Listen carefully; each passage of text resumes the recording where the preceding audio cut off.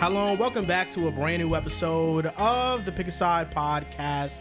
My name is Joel Moran and I'm here with River Brown, Andrew Velez, and Joe Dehls. And this is now episode 424.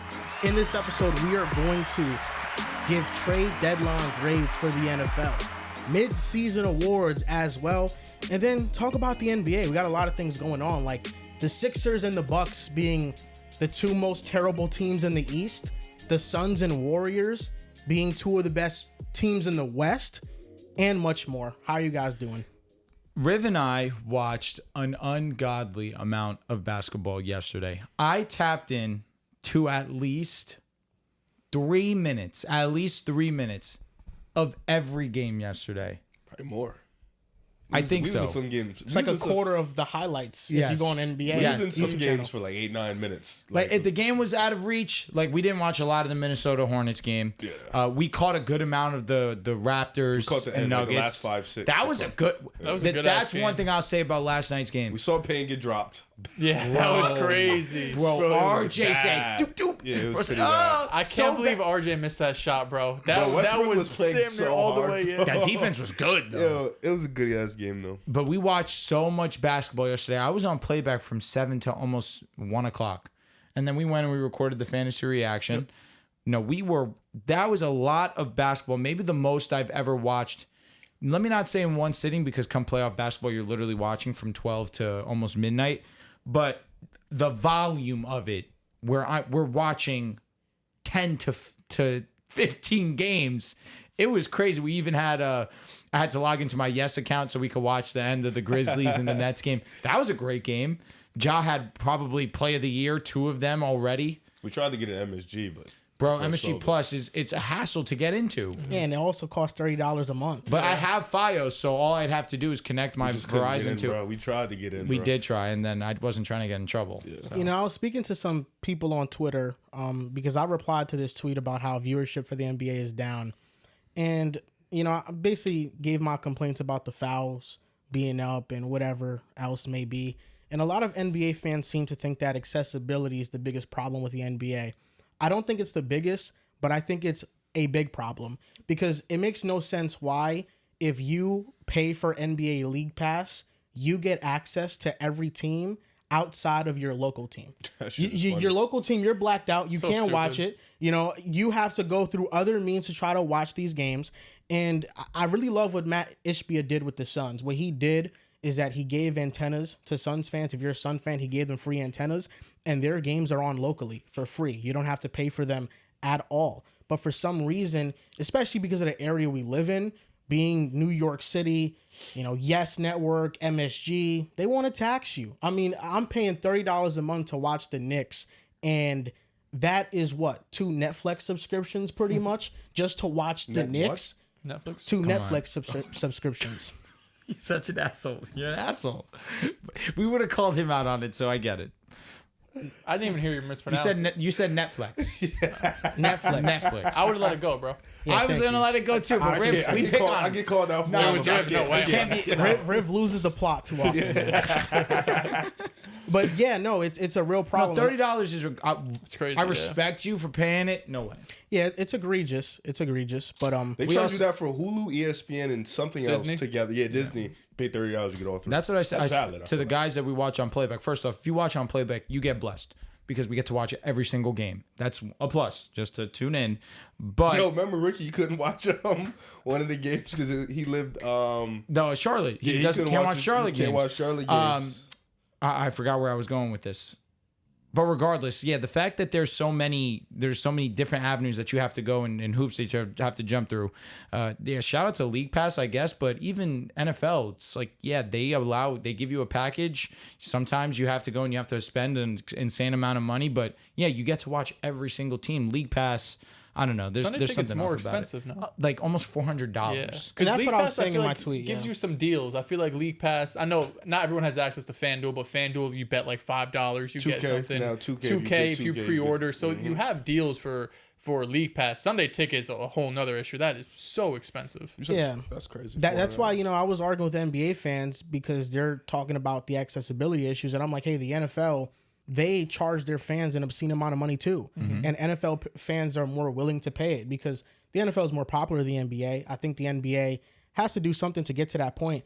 I was looking at the NBA team offense stats today. Man, did you know like there are like 8 to 10 teams shooting 43s a game? Yes.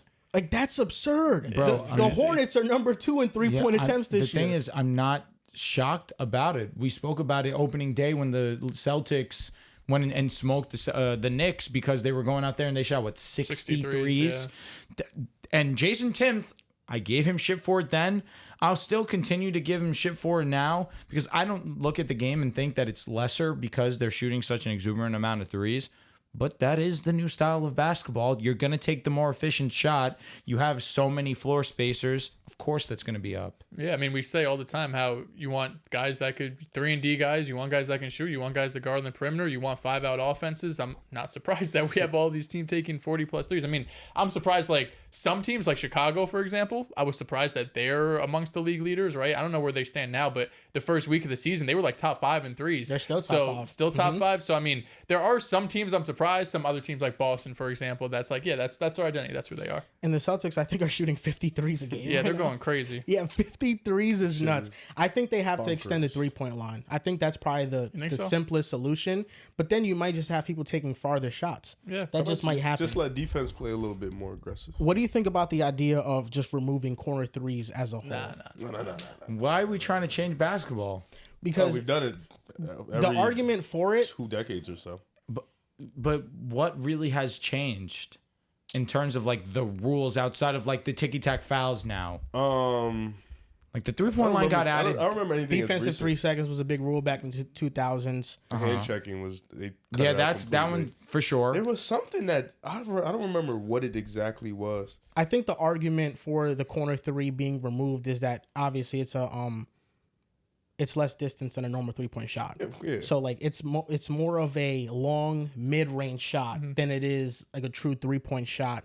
I don't know what the solution is, but I think that every company needs to evolve. I mean, the NFL became more quarterback friendly because quarterbacks are the moneymaker. You can't touch them. So I don't know what the NBA solution to that is going to be to just increase viewership, but I think it's something they got to think about. I don't know. I think there's natural ebbs and flows, right? We see with football too. Like for how many years in a row, passing was going up, it's going up, and now we see it's kind of starting to come back down as defense has adjust. So over time, I'm sure the NBA and defensive schemes are going to adjust too. That we want to see teams take away threes. I mean, we see teams try to do it, right? There are teams that's difficult. Like it's hard to take away threes from Boston because if you're going to close out real hard to Jason Tatum, Jaylen Brown, Derek White, they could just blow right by you, right? They could get a pump fake, get to the rim. So I think over time, I don't know if it's just going to infinitely go up and teams are going to start shooting 73s a game in 15 years. But I think over time, defense is just going to have to adjust and, figure out a sweet spot. How many threes we're willing to give up? What kind of threes are we willing to give up? Because I think no matter what rules we've seen in the NBA, right? Like if you would have asked when Shaq was coming around, it's like, shit, what if we just get someone who's 310 pounds strong as shit? Everyone's just going to go back to the basket. And obviously you can't do that. So I think over time, it'll even out. I just think shooting is something that you can replicate much easier than I'm being hyperbolic. Shaq, athletic. Force. But yeah, I mean, we have the bad teams now shooting 40+ threes. So the bad teams are kind of catching on and saying, copycat league, hey, just like listen, anything. In order for us to even be competitive, and this is a big reason why the Bulls have been competitive in like every game. They don't have the talent, but as long as they can shoot threes with high volume, then they can be in them. My thing, it is right there. My thing with that, though, is Steph Curry is one of the most marketable players in NBA history. He changed basketball with the 3-point shot. Are we going to not use him as an example that the game can grow still, even though this guy is he's obviously more athletic and he's more than just a 3-point shooter, but his claim to fame is being the best 3-point shooter of all time. We don't look at him and think that he hurt basketball. No, I don't think he hurt it. Hell no. So He why advanced it. So why? That's exactly my point too. You had one of the most marketable faces in Steph Curry. He made the 3-point shot. He made the 3-point revolution. What it has become now. Are we now going to look at a certain point in time and think Steph Curry ruined basketball? I think it's all about balance and how you do it. Like if you remember, like how perfect example, the Rockets and the Warriors, in like 2016 to 2019ish, right? They probably generated the most 3-point shots in the league by far. But if you watched both of them play, they were stylistically different. Like the way they generated threes were completely different from each other. I think we can all agree Golden State was a lot more fun to watch just because of the way they moved the ball and stuff. Like, with Houston, it was more like Harden, Chris Paul, dribble, get to the rim, kick out. So it's really, now it's just all dependent on how you do it. Like, how does it look? Is aesthetically, how the fuck the word aesthetically is? Pleasing. Yeah, pleasing. Like, however you do and that I shit, think you more get it done. teams are doing that style, a heliocentric style. And I think there's so many teams like the Hornets now with LaMelo healthy. That's kind of what their style is. Just give LaMelo the ball and let him create. The Knicks, Jalen Brunson, that's a heliocentric offense. The Mavericks, Hawks. We have so many teams that are just like, you know what? We're just going to give the ball to our best player and have them generate looks. And it's not a bad basketball strategy. Like, it's good, but I think there's two different questions, whether it's good for the game itself and good for viewership. And I feel like that's what the NBA has to balance and see, just as we have more data, if it's working or not. Are the Nuggets heliocentric? No, I don't think so. Even though the ball's in Jokic's hands an insane amount? I think it's just a difference because Jokic's usage percentage, I don't think is like at even 30%, at least in his MVP seasons. They're like at like 29%. He's not coming down just ISO. Like Prom Harden was like 37% usage percentage. But the thing is, like, I wouldn't say LeBron was ISO, but, you know, obviously the ball's in his hands. He's trying to facilitate, get his guys involved. Oh, that's definitely heliocentric offense. I agree. Yeah. But that's my point with Jokic as well. I think they run. It's different. Like, they're running sets, of course. They're running pick and roll with Jamal Murray and Jokic a ton. Even Jamal has the ball a good amount of times, too. Yeah, but it's a lot of it is get the ball. Giannis, would you call the Bucks heliocentric? Jokic, I'm just looking at usage rate all time. For like highest seasons ever. Jokic's highest ever was the 21-22 season at 32%.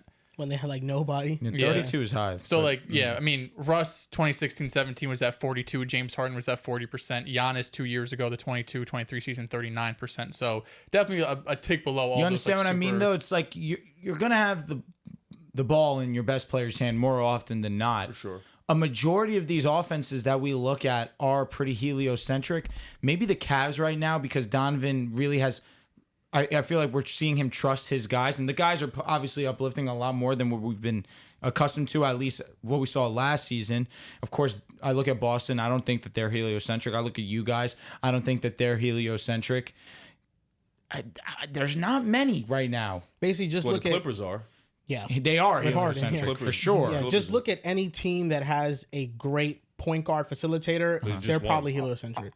Hear me out. Are the Suns heliocentric right now? No. They aren't. I would say Minnesota But is. but the Phoenix is like. I wish I had a word for it. Like They take multiple turns? helio. Yeah. It's like They got- multiple yeah, helio. yeah, yeah. But like Tyus Jones is actually initiating and starting the offense, but getting obviously the ball to KD and Book. And last night we saw when we were watching, D Book even knew.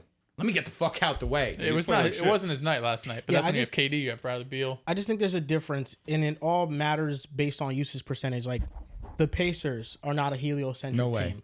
Even though Tyrese makes like the majority of their decisions, I wouldn't call that a heliocentric offense. The There's Grizzlies. there's just a certain volume that has to come with it, in my opinion. No.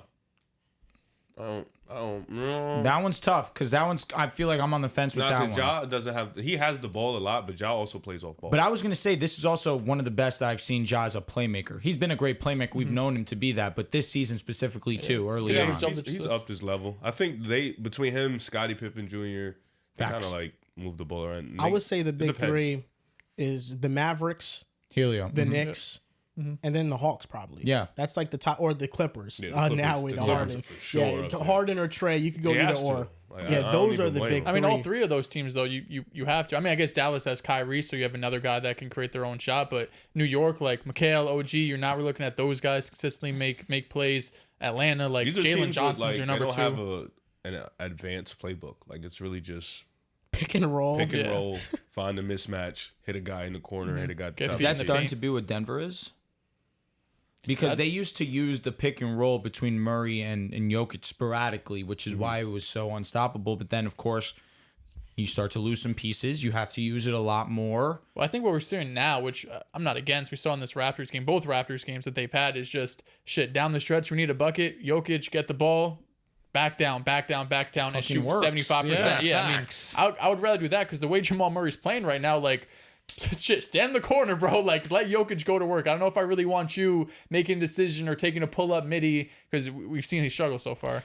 I just think with the Nuggets, you've seen it so much. Defenses have, so they have planned for it better, but also the lack of shooting around them now. Yeah. Like, it's just easier to load up on that action. And you don't really care about anybody else. And it's going to be easier to help, right? It's going to be easier to help off of these shooters when you don't have the shooter's performance. It's going to be easier to double Jokic. That's been the biggest issue these last couple of seasons is, shit, you can't play Jokic one-on-one because he's going to shoot 80% at the rim. But if you help off him, you've had KCP and Jamal Murray and MPJ, all of these guys that could shoot 40% any given night. They haven't been able to replicate it this year. KCP's been playing like shit. Yeah, no, he's not been able to shoot bad. at all. Like shit. Yeah, he's playing really bad. Jokic merchant?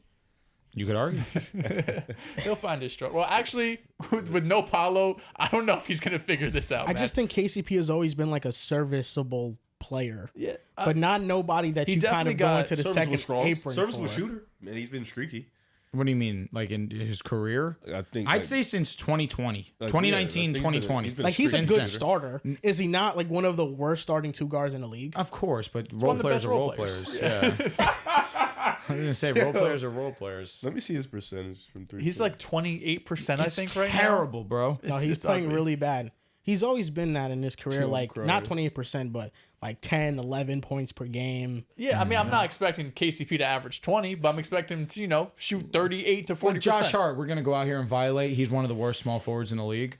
No, we're not going to do that. He rebounds at such a high level. It can make up for it. KCP is one of the better defenders, or was. Josh Hart, I think, is better off the bench. I agree. I would love Josh Hart to come off the bench. I'm right sure. now. I believe it. I don't think he fits the starting lineup.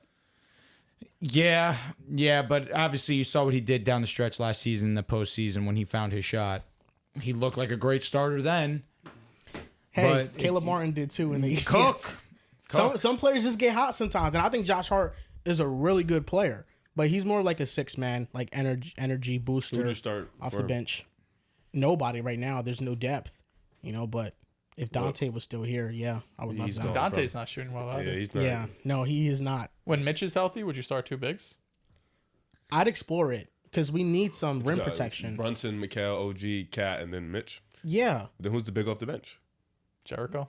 You just have to stagger Cat's and Mitch's minutes. God bless. Like one of them, like Mitch comes out of the game with Brunson at like the 6-minute mark, and then you have Josh Hart. Mitch has only been known to play around 20 to 25 minutes a game his career. I mean, shit. Fucking last night we saw the Knicks play basically a 7-8 man rotation. They'll do that. All their starters were playing 40 minutes. That shit was crazy. You know what I find funny November about is crazy though. Just how the Knicks season is going is that like everything Knicks fans have said not to worry about has been a worry. Like I remember the Tom Thibodeau talking point came up in the playoffs about how he runs his players to the ground. And a bunch of Knicks fans defended Tom Thibodeau like, yo, no, he hasn't. All these players are playing, not a lot of minutes. And last year it was objectively true. But we see when Tom Thibodeau is backed into a corner and has to do that, he very well will run his players to the ground.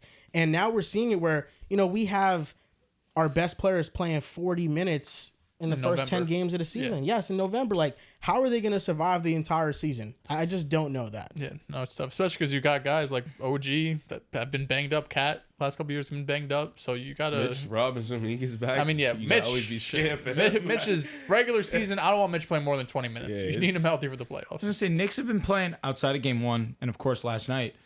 You guys have looked pretty great. You've had your moments where you have a concern coming in was Mikal. Exactly, Mikal had his jump shot. He experimented for 3 quarters and realized, all right, let's figure it out. He's been awesome. Jalen Brunson struggled last night. Karl Anthony Towns has been a huge negative on defense, like you anticipated, but offensively, double. He's been playing well. He's been playing well offensively. How many losses did I got so far? Those 10 We're 4-4.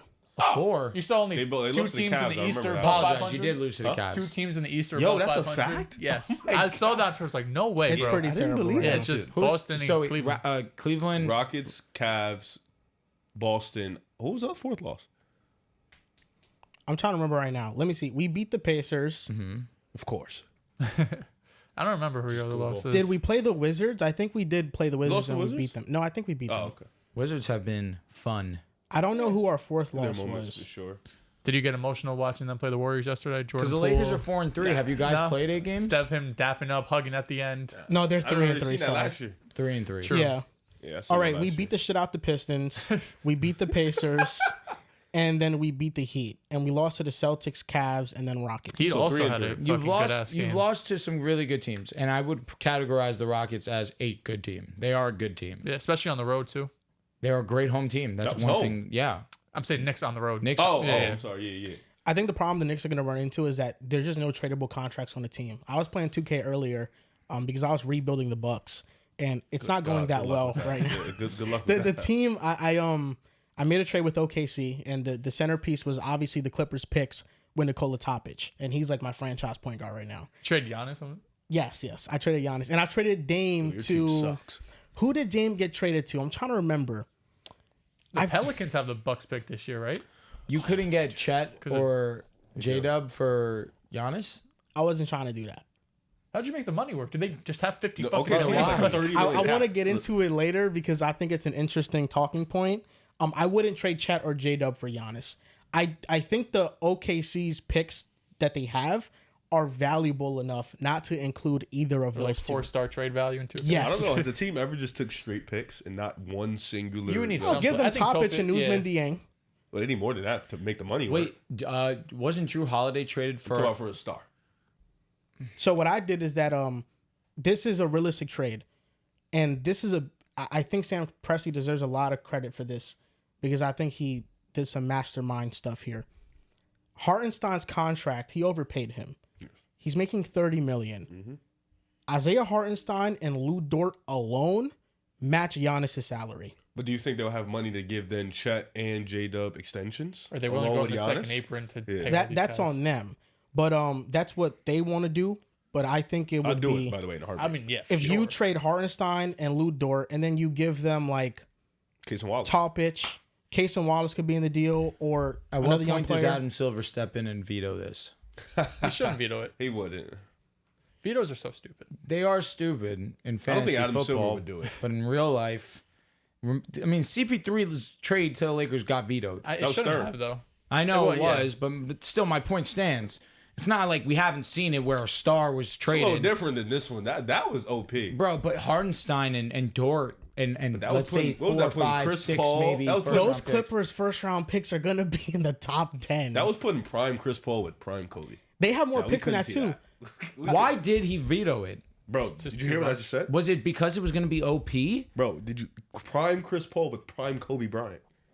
Nobody's winning but them. I think, was Dwight there? Or that was still Pau Gasol? There's been a lot of different stories that come out about that trade. So the latest story I heard is that they were in a league meeting at the time that the trade happened, and the Hornets at the time didn't have a real owner. The team was owned by the league, and during the meeting, I guess this trade was negotiated, and basically the story was that David Stern kind of just like got tight, so that's why he didn't approve the trade. But the trade wasn't even bad. I mean, Pau Gasol was leaving the Lakers. Lamar Odom was leaving the Lakers. Even if Chris Paul went to the Lakers, they would have been an extremely thin team. I don't think so. It would have been Chris Paul, Kobe, Bynum, and Ron Artest in like 2011. No, 2011 didn't Ron come back? Ron Artest? Yeah, didn't he come back? That's what I'm saying. He'd be on the Lakers. He's That's saying the tough. 4 Oh. players. Oh, that's That's but a top they four. brought. Listen, bro, they can bring whoever they want to bring. You have Chris Paul, you have Kobe, Bynum. Yeah, Bynum also fell Bynum apart, was though. he got hurt. he Like did get hurt after that. yeah, he had a career season that year, but no, the Lakers I feel like just were in a stage where they just had no depth. So I don't know if they would have won anyway. I think the Clippers were the best destination I for don't Chris think Paul. I don't think it should get vetoed. Just if they want to do it, do it. The Bucks should want like realistically, what other package are the Bucks going to get that is going to include that amount of draft picks with the Respectfully, young players? if I see Hartenstein and Dort as the 2 players traded for Giannis, 7 first-round picks. I genuinely don't care. What if Case and Wallace goes too? probably have That to. moves me a little bit. I need Chet or And I don't J-Dub. think they're trading I need Chet. Chet or I don't think Chet's getting traded. people that think both. Stop. I need one or the other. And if you want Chet to be the piece that stays, I get it. Obviously, J-Dub needs to be in the deal. But the if I'm thing is- Milwaukee, or I'm not doing it. But you could be Milwaukee and not doing it. But what if I say I'll give you 8 first-round picks and 4 of them will be the Clippers? What if this is even better? What if this is draft. I'm here. Tonight's draft Okay. night. I'm and Milwaukee. you figured the OKC has the first pick. Mm-hmm. They also have a 5th pick. I should say they have a top 5 pick. They have 2 top 5 picks. You have an opportunity here to pick up Cooper Flag and another person, and then you can get like 3 or 4 more Send that first-round through. picks. Send that through. Then you get Hartenstein, whatever. His money's gonna be gone, so you got Dort and Case and Wallace. You're not saying yeah? So I'm getting Hartenstein, Dort, the Case and number Wallace. 1 overall pick So, yeah. potentially, And a and fifth another pick. Yes. and Case and Wallace. Yes. So I'm getting Cooper Flag. Yes. Okay, I would do it. That's what I'm saying. That's what you're potentially. If I thinking. get number 1, obviously. You're But I always feel like banking you for that. also have to work under the assumption that you just want picks because the Bucks don't own their picks. Giannis can net them like 6 first-rounders. And when you have those picks that are the Clippers picks that have no future, they could be lottery picks. And they also have first-round picks that belong to the Miami Heat. That could be good picks. Could in you the future also as figure well. out a way to get your picks back from the Pelicans in this year too? Because you're going to be a bad team. You know, you could send some other pieces there. You I can don't get even know your what you pick would back. send over there. Because you think about it, if the Bucks, and I feel like the Blazers operated under this same mindset, they traded Dame, but then they got Drew, and then they flipped him. You could flip Hartenstein and Lou Dort. Like, I think Hartenstein is worth what? At least a first-round pick. Yeah. Lou For 30 Dort. though? Lou Dort. Yeah, I think so. I think so. 30 mil? Maybe. I think so. But it's just who has those picks available to them to trade. Because the Suns would be a perfect fit, but they don't have any picks to trade. Phoenix. Hey, listen, they're playing really good. And then Lou Dort, I think, is worth the first-round pick, too. Yeah, his And then- contract is way more sweeter. How many first-round picks is Dame worth? Dame is worth like what, 3 Now or then? right now? Right now, I think he's worth at least 3 first-round picks. Protected. I would say 2. Like 3? Is he playing next to someone on that team? What is he, 34? Because if you're telling me he's playing next to a star, His contract's he crazy. loses the first You're round trolling pick. me if you think he's worth I'm 3. trying to remember who I traded him to in my league. So is- there was actually this trade on the table that Minnesota didn't accept, and I'm not somebody that overrides trades unless I really think the computer's being stupid. And the Giannis trade I had to override because the OKC didn't want to do it because they're paying Jalen Williams money. So I had to override it because they were just being stupid. But I made a trade. Dame going to the Timberwolves for Jaden McDaniels and Mike Conley, and then like a first or 2. That trade sucks. The Timberwolves declined it. Yeah, rightfully so. You think it's bad for the Timberwolves? No, I'm sorry. The Timberwolves declined. Yeah. I apologize. No, The computer declined it Yeah, that's a terrible decision by them. by the Bucks. Yeah, no, the Bucks trading Dame for that is bad. Well, if what you're if- just rebuilding, Mike you get two Conley's washed, washed. you get Jaden unprotected picks. McDaniels. what's it's Dame's about the value right picks. now? I don't know. You got a dude that's 34, 35. Dame He is give you getting buckets, but 54 and 25, 26, 58 and 26, Like, yeah, 27. bro, you're paying It's this a player dude. option. He's definitely accepting that. Then that he'll be 35 and 36 years old. You guys saw him play basketball yesterday, right? Yeah. It was amazing. No, he's been great the last 2 games, 2-3 games. Guess what the constant was there? no, No, Giannis. No, Giannis. I'm sorry. You saw, yeah. I mean, It's tough. He I had a don't know. great game with Giannis against the Cavs. Oh, I traded Dame to the Rockets. Okay, who'd you get? Fred VanVleet was involved in the deal. Why are you going for old? You got Dylan to make Brooks. money work. I really just cared about the picks. I didn't All right, really how many care. picks you got? Like 3. Okay. Yeah. All right. If you got 3 unprotected first for Dame, yeah, that's firm. Because you low-key- traded 5. Yeah. How many they trade? 4 or 5? good amount. If you get Dame on the Rockets, Dame, Jalen Green, Tyrese, and Ew. Jabari, Oh, Sengun, I don't like that for Houston. my they make the God, playoffs though. Sure. Yeah, but that backcourt, That's all they man. should want. No, The they only want to thing that go would blow farther. mine is that the ball's not going to be in Jalen Green's hand. That anymore. defense too. You can have Dame, Jalen Green, Sengun out there. If I'm Milwaukee, I'm definitely looking at Houston like I need some of your young players or some picks. I need Yo. at least one. Or I think it was listen, fun. bring Giannis to Can you give me Houston. Cam? Take Sengun. Take Sengun. I'll lob you a men. You I'll have to. lob you a men, and I'll give you 4 firsts. I'll be a Bucks fan. So Sengun Oh, I and got the men over. I got Steven Adams Shit. from the Rockets That's too. better than what Thunder would give you.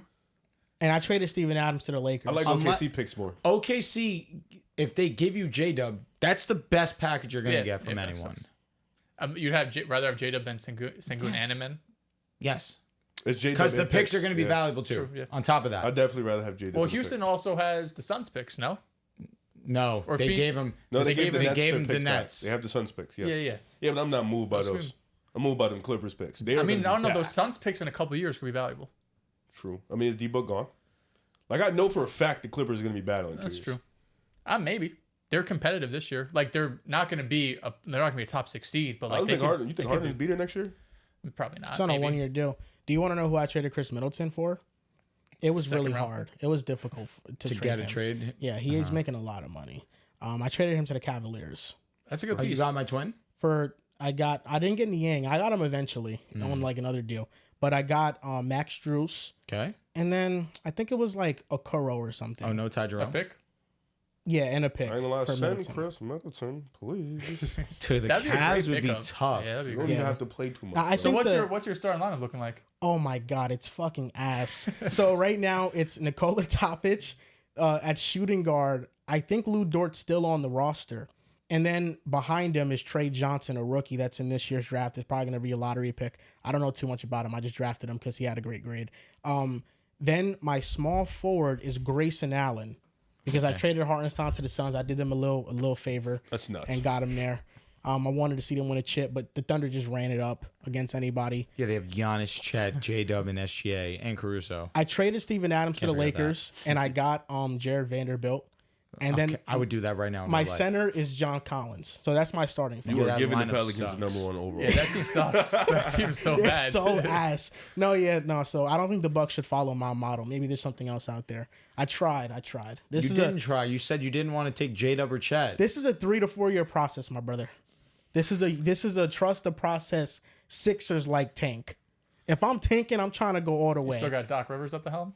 No, I fired him. God. Yeah, I got another coach in there. move. We're 34 minutes in, and we haven't started the topic, but Here we it's go. been some great conversations. Now, a big reason why the NBA isn't playing today is because yesterday there was 15 games played, Shit blew me. and it's College the is election playing day. today. That's Election day, why yeah. everything stopped. Election. They haven't played in a few years on election day.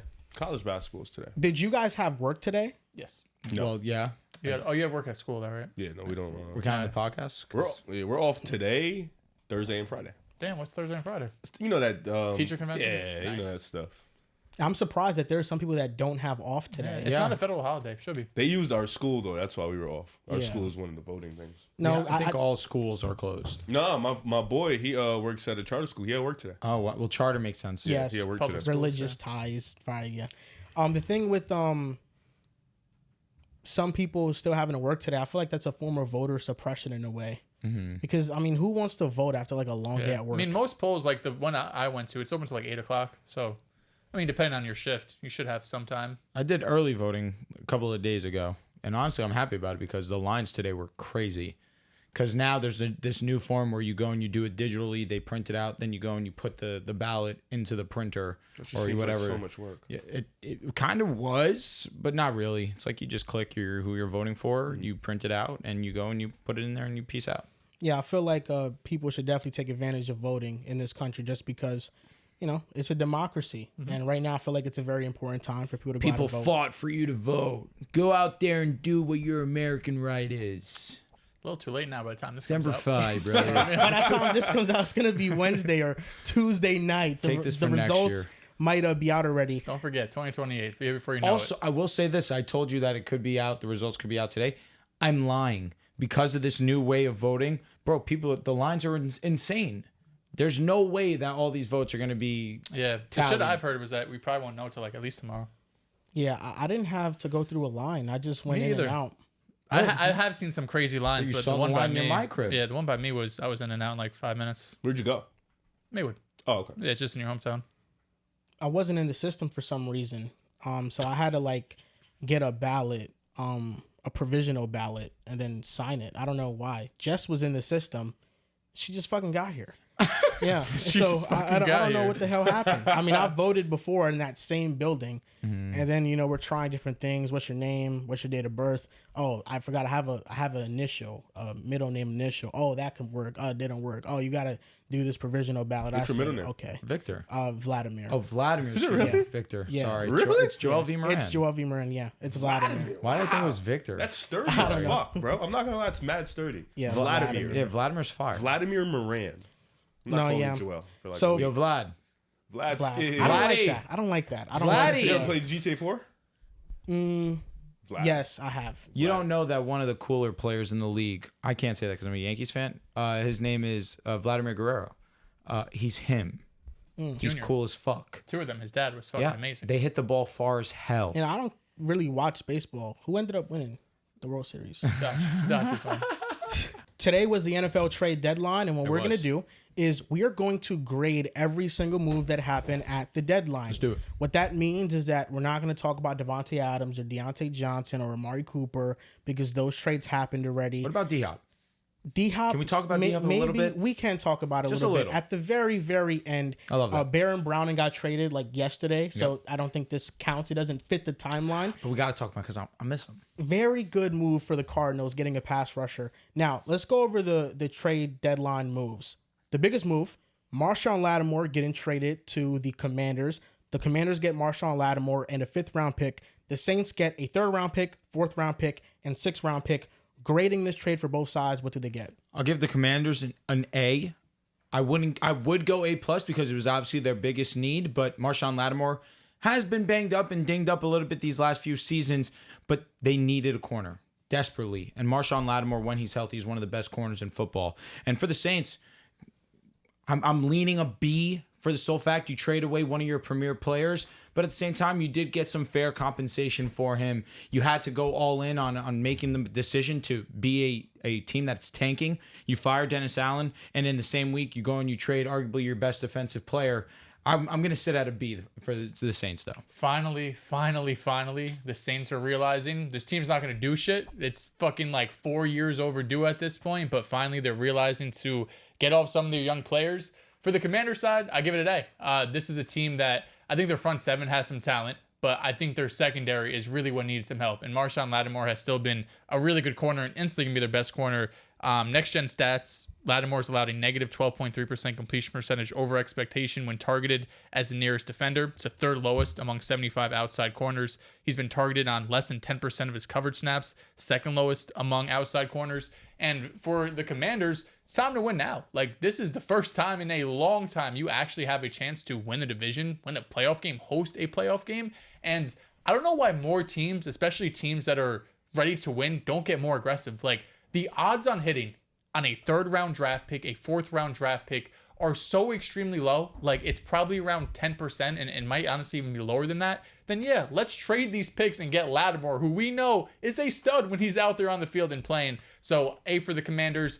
I would say B+ for the Saints just because it's probably been a couple years too long. Maybe you could have got a 2nd-round pick, a 1st-round pick a couple years ago. But both sides, I think, went out here. I gave both sides an A+. I think the Saints got a good return on Marshon Lattimore. For the Commanders, their defense since week 5, their pass defense has been awesome. They have been a top 5 pass defense in terms of dropback EPA.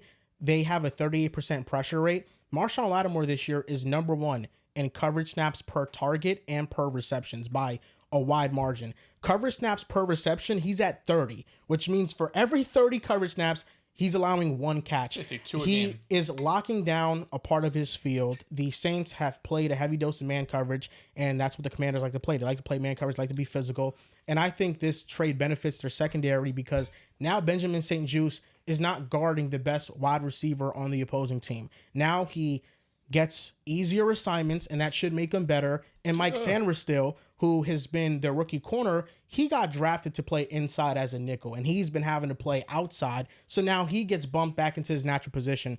So I think the Commanders made a great trade. Defensive line still needs some help, but this was a good move for their pass defense. Yeah, I think it's one of them few AA trades on both sides. A for the Saints because you finally get to go into a rebuild mode. We've been waiting for it. We've been praying for it. You guys are not good, but you have a shit ton of talent. Nice that Marshon Lattimore could go somewhere and he can compete. A for the Washington Commanders because, like you mentioned, they're 7-2 right now. Possibly could win in division. They're sitting here, and the NFC is vulnerable right now. Like outside of the Detroit Lions, the Niners are banged up. The Seahawks' offensive line is terrible. Arizona's up and down every week. Green Bay, Jordan Love has the turnover problems. They're still trying to figure out their hole as a team. So like Minnesota, Sam Darnold, sometimes he hasn't been playing the best football as of late. So the NFC feels vulnerable right now. Why not go out there and make a move, bring in Marshon Lattimore? And you're looking at teams like the Eagles, who have A.J. Brown submitted. You have Amon-Ra with the Lions. You have these teams with top-end wide receivers it's nice to bring in a corner that can guard one of those guys. So AA for both sides. The Saints got a nice little return. Washington wants to get competitive, be competitive with Jaden Daniels as a rookie. So I like the move. Za'Darius Smith went to the Lions. The Lions got him and a 2026 7th round pick. The Browns got a 2025 5th round pick and a 2026 6th round pick. Now, we all were hoping that they would go for one of the superstars, whether that was Myles Garrett, Max Crosby. Getting Za'Darius Smith is pretty damn great regardless of striking out on one of the A-plus guys. So for me, I'll give the Lions an A+. You wanted to make a move. We wanted them to make a move for an edge rusher. You were playing some pretty solid defense, even in the absence of Aiden Hutchinson. This past weekend, Brian Branch gets ejected from the game early on, and the defense was still a stout unit. To me, the Lions get an A for this. And for the Browns, trading Za'Darius Smith and holding on to Myles Garrett, in my opinion, was a great idea. You don't want to trade one of the best defensive players, arguably the best defensive lineman in football, too early on. You understand that he is still an impact player. Za'Darius Smith, he's amazing. He is a great player, but at the same time, you were able to trade him away because you're not a team that's going to be competing. Yeah, I thought this was great for the Lions. These last few weeks without Aiden Hutchinson, their pass rush hasn't been great. 30% pass rush win rate, which is 26th in the NFL since Hutch went down. And Za'Darius, obviously, he's not like a top 5 pass rush or anything, but he's more than serviceable. He's 27 pressures, just top 25 in the league, 20 hurries, 19th in the league. And again, it's basically a pick swap, right? He's a 5th for 6th and a 7th, yeah. right? So, I mean, overall, a pretty cheap deal. He's also under contract for next season with no guaranteed money. So if he goes out there and balls, you could play him, and I think you could retain him. I think he's only like a $5-6 million cap hit. If you don't want to, you could cut him, no dead money. So yeah, the Lions get an A. Cleveland, I mean, your season's over, so like sure, get something out of him. The value isn't fantastic, C+, B-, whatever. But I think for the Lions, it's a really good deal. It's an A for the Lions. For the Browns, I think it's a C. You got some late round picks. It's whatever. Za'Darius Smith right now, 19.1% pass rush win rate according to PFF. That would be number 1 of the Lions currently, obviously not counting in Aiden Hutchinson because he's out, and he has 27 pressures on the season, which would be tied first with Aleem McNeil. Since Aiden has went down, I think Aleem McNeil has took it to another level. He has been all over the field, and he's been causing havoc on that interior defensive line. I think he has 18 pressures in like the last 4 or 5 games. He's been amazing, and now Za'Darius Smith giving you an edge presence. It's a bonus. And I want to mention Al-Quadin Muhammad, who is like a journeyman NFL player who is on the Lions, and he's playing really well right now. Like, the Lions just find a way to get the best out of their players. Great and coaches. Getting Za'Darius Smith is going to add a big boost to the pass rush. Yeah, this is an A for Detroit. We wanted them, like you mentioned, Drew, we wanted them to get a Max Crosby, to get a Myles Garrett, just to get somebody of that high echelon talent to kind of pair with Aiden Hutchinson. But, Za'Darius Smith has been playing with Myles Garrett, side by side, and he's been really good for Cleveland Browns. So bringing him in to kind of, put a Band-Aid on that wound is really going to help them. And, his contract, he'll be there for next year. So this is also will help them in the long term next year for when Aiden Hutchinson does come back. But for Cleveland, I mean, you couldn't cap him. I felt like you getting him for a 5th and a 6th, you really didn't have to move him, and he's not owed a shit ton of money. But I get it. You don't want to. You're not in win now mode, and I guess you wanted to do a service to him. Facts. So, get him out of there. But if I was going to trade one guy, I might as well trade a shit ton of guys to try to get back as much value as I can. Like, blow the whole damn thing up, not sit here and try to retool or do whatever you think you're going to do. Because at the end of the day, Deshaun Watson is still going to be your quarterback next year. So that is still going to be an issue. But for the Lions, they realize they're in a position to possibly win the NFC, go out and make a move. They tried to be aggressive. They tried to get Max. He's off limits. They tried to get Myles. Myles Garrett is off limits. All right, so go out and get Za'Darius Smith. So a grade for them. Tre'Davious White goes to the Ravens. The Ravens and the Rams swap a 7th round pick. Now, I gave the Ravens a D for this, trying to just be generous. He has not been good. I mean, he has career lows across the board right now. He really hasn't even played for the Rams as of recently. No. They've just had better players out there. He's played 4 games this year. He has 5 penalties, 151 yards allowed, and 147.8 passer rating when targeted. I don't think this was the move for the Ravens to make at all. Lattimore was the move. Lattimore would have been the move. That would have been crazy. That would have been They amazing. need a pass rusher. That's what they need. Za'Darius Smith would have been the move. Jadeveon Clowney. You know, Couldn't do that. Anybody but Tre'Davious White would have been the move. this does nothing for them. It does I nothing. don't even think Shout he out to deserves the a Rams. grade. Shout out to the Rams for moving up around in the draft, probably. But for Baltimore, like, is he even gonna play for you? I don't know. He's not good. Unfortunately, he had bad couple Yeah, injuries well, I mean, back-to-back Tre seasons. White at his peak was one of the best corners in the league, but it's been some years and some years since then. And we could group these two trades with one another because the Steelers very active. Very Mike active. Williams, Preston Smith. You I liked it. You saw John tweeting the whole roster. So the best defense in the league. Back in like 2019, these would have been blockbuster free Yeah. agent Mike moves. Williams is cool for them. The Jets get a 2025 fifth round pick, and the Packers get a 7th rounder. So they just traded Preston Smith for essentially nothing. I would give the moves all around a B for the Steelers. thinking B-. I mean, B Mike is fine. Williams has what, like 166 yards on the year, 12 receptions.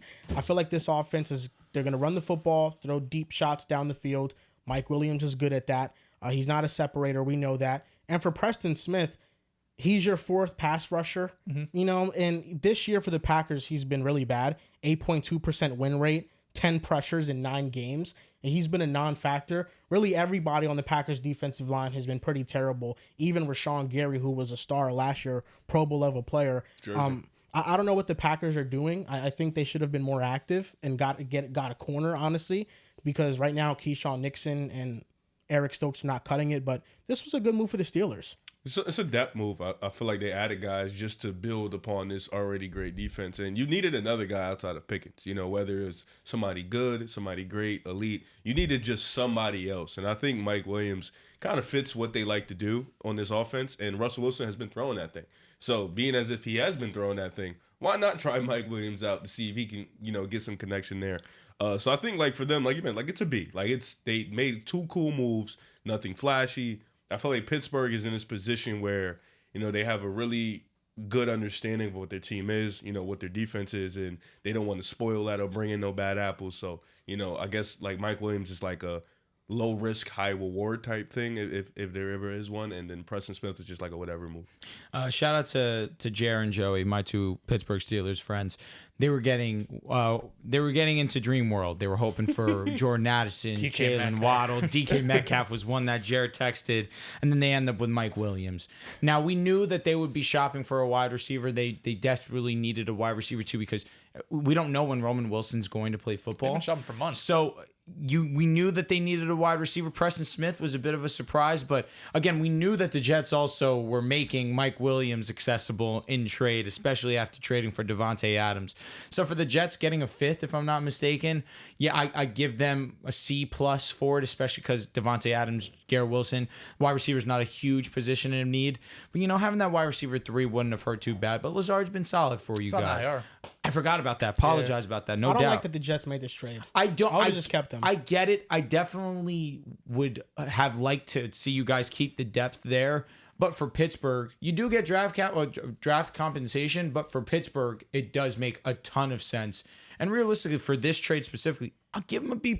I know Mike Williams not that same level of ball player, but he's a significant upgrade to what they have right now. Yeah, I mean, their wide receiver, too, they were running out Van Jefferson. Like, they've really been struggling at the wide receiver, too. You mentioned Roman Wilson was someone they drafted on day 2 who just hasn't been able to play. He's been banged up. It feels Pittsburgh like all is season usually long. wide receiver you. Like, It's they been usually some generate years, dudes. really. Like, it's been a while since they've hit on a wide receiver. George Pickens. Yeah, I'm saying, like, day 3, develop them. Like, George Pickens was a second-round pick. Deontay. Been some years. I guess that 2018 they drafted him. You know what I mean? It's been a while. But they went AB, Juju, well, excuse Yeah, me, Mike Wallace was Martavius. in there. Yeah, no, Well, they I was definitely gonna had say, some you had guys. Mike, That's you what I'm went saying. in- You compare it to that era where it's like every 3 years they're getting fucking all pros. Yo, Garrett Low-key. Wilson, and who knows about Roman Wilson? We're waiting. So far, not great. He's been injured. But I'm no, not saying I think- he's going to be Garrett. I think it's solid. Mike Williams, honestly, I was surprised the Jets even got a 5th-round pick. I'm not too mad the Jets did it. Like, the win against Houston was great, man. I think they could win some games, but I still don't think this is a team that can realistically win, like, fucking 7 of their next 10 games and go on this run. I don't know if the Jets can do that, even in that game against Houston. I mean, you had fucking roughing the kicker on a punt. You had Corley dropping the touchdown. There was still a lot of shit I didn't like in that game. But What you're telling me is that we should have blew out the Texans. We should have. On the Jet side, though, I hope Corley could get some more burn. Like, obviously, he had the boneheaded play dropping the touchdown, but at this point, Xavier Gibson, he's a solid like return guy. But excited to see him on the field. That opens up some snaps for him. For Pittsburgh, though, they needed a wide receiver too, right? Like, he kind of shares some similar traits with George Pickens, although I think Pickens is better as like a route runner, just separator. But they're both mainly like big bodies who can win down the field. That's where Russell Wilson thrives at, though. Like, this is, if you want to run an offense on Russell Wilson, have a good run game. Najee Harris has looked great these last couple of weeks, as well as Jalen Warren. You got two big body receivers who can win down the field as well. And then, yeah, as you mentioned, Preston Smith is like your fourth edge rusher is fine. The good news for the Jets is that back in 2021, in the 5th round, they drafted, Joe Douglas did, Michael Carter and Jamian Sherwood. Michael Carter did have a season where he led your team in yards. Every other pick he's ever made. They're not good. Isaiah Davis and Israel Abanikandi. Yeah. Now they're. But hey, Joe Douglas has shown he can cook with the fifth rounder. Sherwood took some years, but we got there. Yeah. Now on to I wanted to mention this one thing with the Packers because it stuck in my mind. I think that they traded Preston Smith because of this one play that this edge rusher that they just played last game made. His name is Aaron Mosby. He won against Penei Sewell, which shocked me. Like, he put Penei Sewell on his ass, and he just had like 4 snaps. That was one of them. And so we've seen enough. I think that maybe in trading Preston Smith, he now becomes like more of a focal point. I respect it. I don't know. It's something to keep an eye on, and maybe he can save the pass rush. His ass is different. Yeah, so. I mean, he's fucking. No, yeah, he beat him like clean, and I was like, okay, who is this guy? He's a 2nd-year player. Really hasn't played at all. He came out of nowhere. Shit. I don't know what's happening. This week he has like a breakout game. Yeah, that's interesting. Aaron Mosby. Now this is we have 2 more trades. This is the worst trade of the day. Jonathan Mingo. The Cowboys traded a 4th-round pick, and the Panthers got. The Cowboys. The Cowboys got Jonathan Mingo and a 7th-round pick, and the Panthers got a 4th-round pick. What the fuck? This is an F. Shout out to Mikey. He cooked. They got more for Mingo than they did for Deontay Johnson. It's insane. Yes, it's an F, but at the same time, if you were a Mingo truther like you are, but Dak's not playing for a while. Listen, this is a long-term vision. They traded a 4th for him. Trey Lance might play though. Dang. It's Cooper Rush season, unfortunately. It is Cooper Rush. But no, you never know. Trey Lance might come in. I mean, if Cooper Rush gets hurt. It's over, but the Leggett vision is still here. Oh, for sure. So that never has gone away. So I'm good. But Mingo with Dak. Pipe dream. That makes you think. I'll think. I'll monitor the situation. Exactly. No, it's terrible. Fourth. No, Mingo sucks. Right now, according to ESPN Analytics, he ranks 110th out of 111 wide receivers and wide receiver score. So mid. You know what's crazy is that I think that the Cowboys would have been better off trading that 4th for Jalen Coker. Okay. Jalen Coker has been outplaying Jonathan Mingo. He's playing above Mingo. If I'm the Panthers, Coker's untouchable. Or untouchable's bit crazy, but yeah, I would rather I'm have. just joking. Coker has shown me more in these last if I'm 2 Dallas, weeks just than Mingo don't ever do has. anything. Like, what do you? That's a good point, Riv. You fuck just you lost doing? your star quarterback. He's on IR, out for at least 4 weeks. CD And might who not knows? play 4 next weeks week. from now, you could be fucking 3-10, and your season's over. You're really gonna rush Dak back. You have CD Lamb's injury. You're not doing anything this year. I mean, the Cowboys, they hit on stars, right? Like Micah Parsons, CD Lamb. Shout out to them. Jerry Jones might be the worst trader in the NFL. A 4th for Trey Lance, and Trey Lance is your 3rd-string quarterback who looks like he's not going to get any playing time anytime soon and is a free agent next year. You trade a 4th for Jonathan Mingo, who is objectively one of the worst wide receivers in football right now. And then a couple years ago, you traded Amari Cooper for a 5th-round pick. It's embarrassing. Isn't it crazy how there's a world where like Shador Sanders could be drafted to the Cowboys? Good. Reset. They just paid Dak. I would still draft a quarterback. Is that tweet bullshit about every time the Raiders lose, he says, "Thank you, God"? I think it's just like Sunday. Like every Sunday, he just tweets it. He does. I don't It's know. mad funny. Like it's literally like mad funny. Like I did see it, but no, every also, Sunday he does tweet. tweets Thank you, it? God. Do the Raiders just lose every he Sunday? Tweets, Thank you, God. Thank you, God. But the Raiders just always lose. So it's like it's Being a funny. kid and going to Vegas must be fun, but might be dangerous. Yo, Dallas, trade that. Shit, they can draft Shador and fucking hire Dion. Listen, I think when you pay a quarterback That's a like good Dak, point. it's just it's worrisome because you have to ask him to carry a roster. Like Yeah, he's he making can't too do much that. money. Is he like 30? And the Cowboys, they just have no depth at all. So I mean, it just made no sense for them to do that. I mean, life without a quarterback is even worse than having a quarterback. But still, it puts them in a very rough spot. Like the Commanders are in this reset mode and they have a lot of talent. The Eagles have a lot of talent. The Giants are going to draft a quarterback and then build on that talent. Say how soon until Dallas is the worst team in the division? Next year. It's probably next year. It can happen that soon, Easily. that quick. Shit, I mean, the Giants can finish with more wins than this Let's year. just save CD and send him to Philly. Jesus Like Christ. I think even if CeeDee Lamb, Micah, and Dak were healthy this year, this was a 7-10 season. No, fuck you. You don't get no. You don't get CD. No, Why? No. I apologize. I don't care. You don't get CD, bro. Come on. Where do you want to see him go realistically? Philly's not going to happen. Baltimore. Oh my God. Baltimore. Or He's not going anywhere. But if he was to go somewhere like it, I would enjoy it. AZ. AZ would be cool. I would love that. Yes. AZ would be nuts. Arizona Him and would be dope. Marv, that'd be fucking That'd be awesome. cool. Yeah, Arizona, he could Baltimore. play off Marv. What? Hey. No. Huh? Show some fucking. Now you're here on Marv. No, I'm just get kidding. him to New England, man. Oh fuck no. Get him to New No, England. we don't need I don't that. need that boring Actually, shit. we kind of like New England now. I You fuck made with me New dislike New England Why? prior to the show. Stop. Oh, Stop. Drake May has been better than Bo Nix. Oh my God. Low key sneaky. Get him to Jacksonville. What do Broncos fans think Bo Nix is? What does that have to do with him being better Here we right go. now? He's not. My God. Drake May has been. He threw a Mickey Mouse touchdown to go to Why OT. you keep calling it Mickey Mouse? It a was great play. Mickey Mouse. It was more impressive. Ramondre Stevenson caught it. And then in You're a Drake overtime, May hater. I'm Low key. in It overtime. sounds like he's hating. He hates Now everybody I'm that's hating. not Bo Nix and Jaden Daniels. That's I do love You had James. nothing to say when Sean Payne was trying to get that 5th touchdown to Bo Nix. I had no problem. They were running it up on the But that Panthers. has nothing to do with No what I'm shame. saying. And then in overtime, Drake May threw a brain dead pass. Bad throw, underthrown.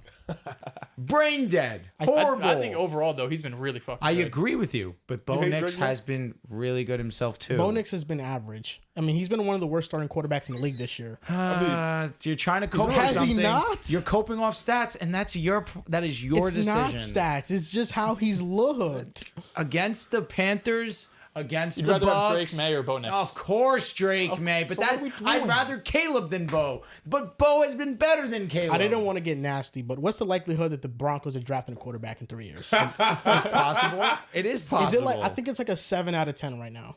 70% chance. Well, I don't know about that. We have no weapons.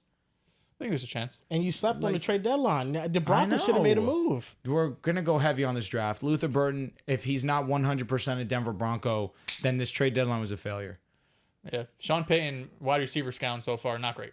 And Michael Thomas. Marvin Mims get it. in Denver. I get it. Troy Franklin Franklin. hasn't been great. Troy Franklin, man, I got the vision. The No, me Oregon too, for connection sure. would definitely, I understood I like it. both draft picks too. I like Marvin Mims. Lil I Jordan like Humphrey Troy continues to drop passes. Kills me because he has the coolest name in football. Kills me that Little is in his name. Lil. Lil. Bo Nix's interception came off a Lil Jordan I know, Humphrey it drop. sucks. against It's the really Ravens. crazy. I know we stopped talking about them. If Dallas didn't pay Dak right before the season started, how different this team would look right now. Like going into the future, you don't have Dak under contract. You win 4 or 5 games this year. Dak probably decent chance he leaves. I mean, I don't know if they still end up paying him, but he gets banged up again. You know could finish last in the division. You see this world where you could have a mini reset here. But instead, you paid him $60 million. Shout So out to you Dak Should for have getting just his traded money. him. Shout out to Dak for Really, getting his they should have money. just traded him right then and there. Khalil Herbert got traded to the Bengals. The Bears got a 7th round pick. I think Khalil Herbert is a good player. Yeah, solid. Did I think this was a move the Bengals needed to make? No. Moss is out for the year. Oh wow, they needed to Official? make this move then. Yeah, Okay. I'm like 99% sure I saw that. I saw out indefinitely. Khalil Herbert, I don't think he's gonna eat into Chase Brown's workload that much, but I think Khalil Herbert and Chase Brown is like a conversation. They're in like the same tier to me. And Khalil Herbert, although not a good pass protector, is out for the better in pass protection than Chase Brown. This was a good move, and I think he was getting buried in Chicago because of the Swift signing and having Roshan Johnson. But last year, 4.6 yards per carry, 2022, 5.7 yards per carry. He's a good running He's a back. really good back. I'm old enough to remember when Khalil Herbert was a fantasy football darling. We all loved him and the idea of what he could be with Justin Fields in a backfield. But you put him in this backfield with Cincinnati with Chase Brown.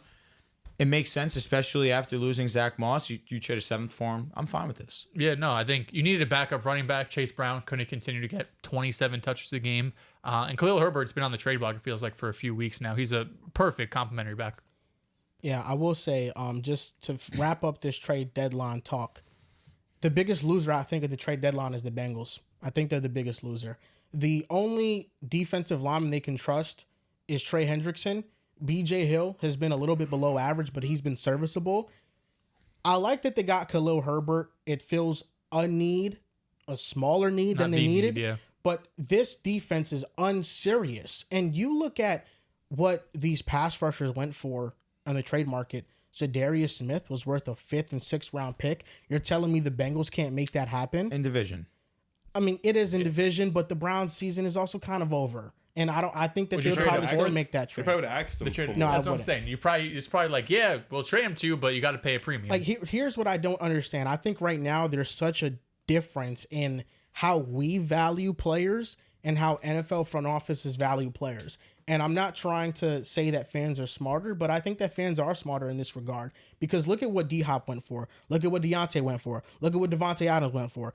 I mean, Jonathan Mingo got traded for a higher draft pick than all of those players. You're telling me you can add a true Pro Bowl level difference maker to a team for a 5th or 6th round pick? It's a no-brainer. And the Bengals coming into this year were in that group with the Chiefs, the Bills, the Ravens in terms of teams that can potentially compete. Their defense was their Achilles heel, and we saw all those teams make moves that mattered, and the Bengals didn't. Yeah, I mean, that's what I was saying at the beginning is that I just think it's not even fans and teams. It's just teams and GMs, front offices just value these day 2, day 3 picks way, way, way, way too highly. The even a 1st round draft pick at best is a 50-50 chance of that working out. And the later you get in the 1st round, the less likely it is. So yeah, if your pick's going to be top 10, hold on to that dearly. But if you have the 22nd overall pick, like a few years ago when the Titans trade A.J. Brown for a 1st round pick that turns into Treylon Burks, who is nothing now, it's like you're getting an all-pro level receiver for someone that maybe will be good. That's why I feel like all of these trades, like D-Hop going for a 5th, Deontay going for a late round pick, they're no-brainers. Like the fact that GMs just sit here and say, oh man, if I trade this 5th round pick, imagine what it could be. Is he ever going to be better than DeAndre Hopkins or Deontay Johnson? The odds are like less than 10%. So I think the NFL they just value these picks incorrectly, man. Like, hold on to your 1st round picks, hold on to your 2nd round picks. Outside of that, trade anything. Like, if you could get a true difference maker for a 3rd round pick, it's going to be worth it 100 times out of 100. Yeah, I don't know what the Bengals are going to do because Trey Hendrickson is up for contract.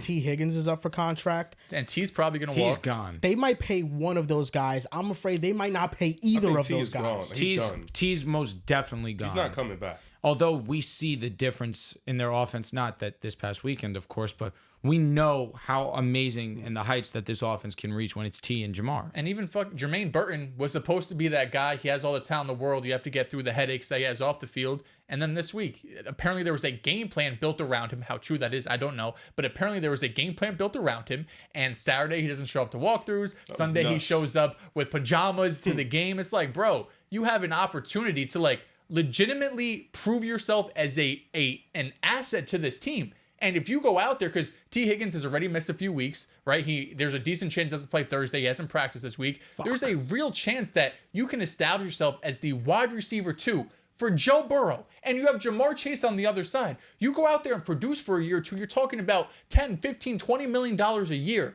And you're throwing it away because you don't want to go to meetings and That's shit. what you're thinking. They ain't even paid Jamar yet. And I think I he was agree. spotted. He was spotted at like a casino with his same football Trying to get that money clothes on Sunday, like the same hoodie and sweats he was wearing.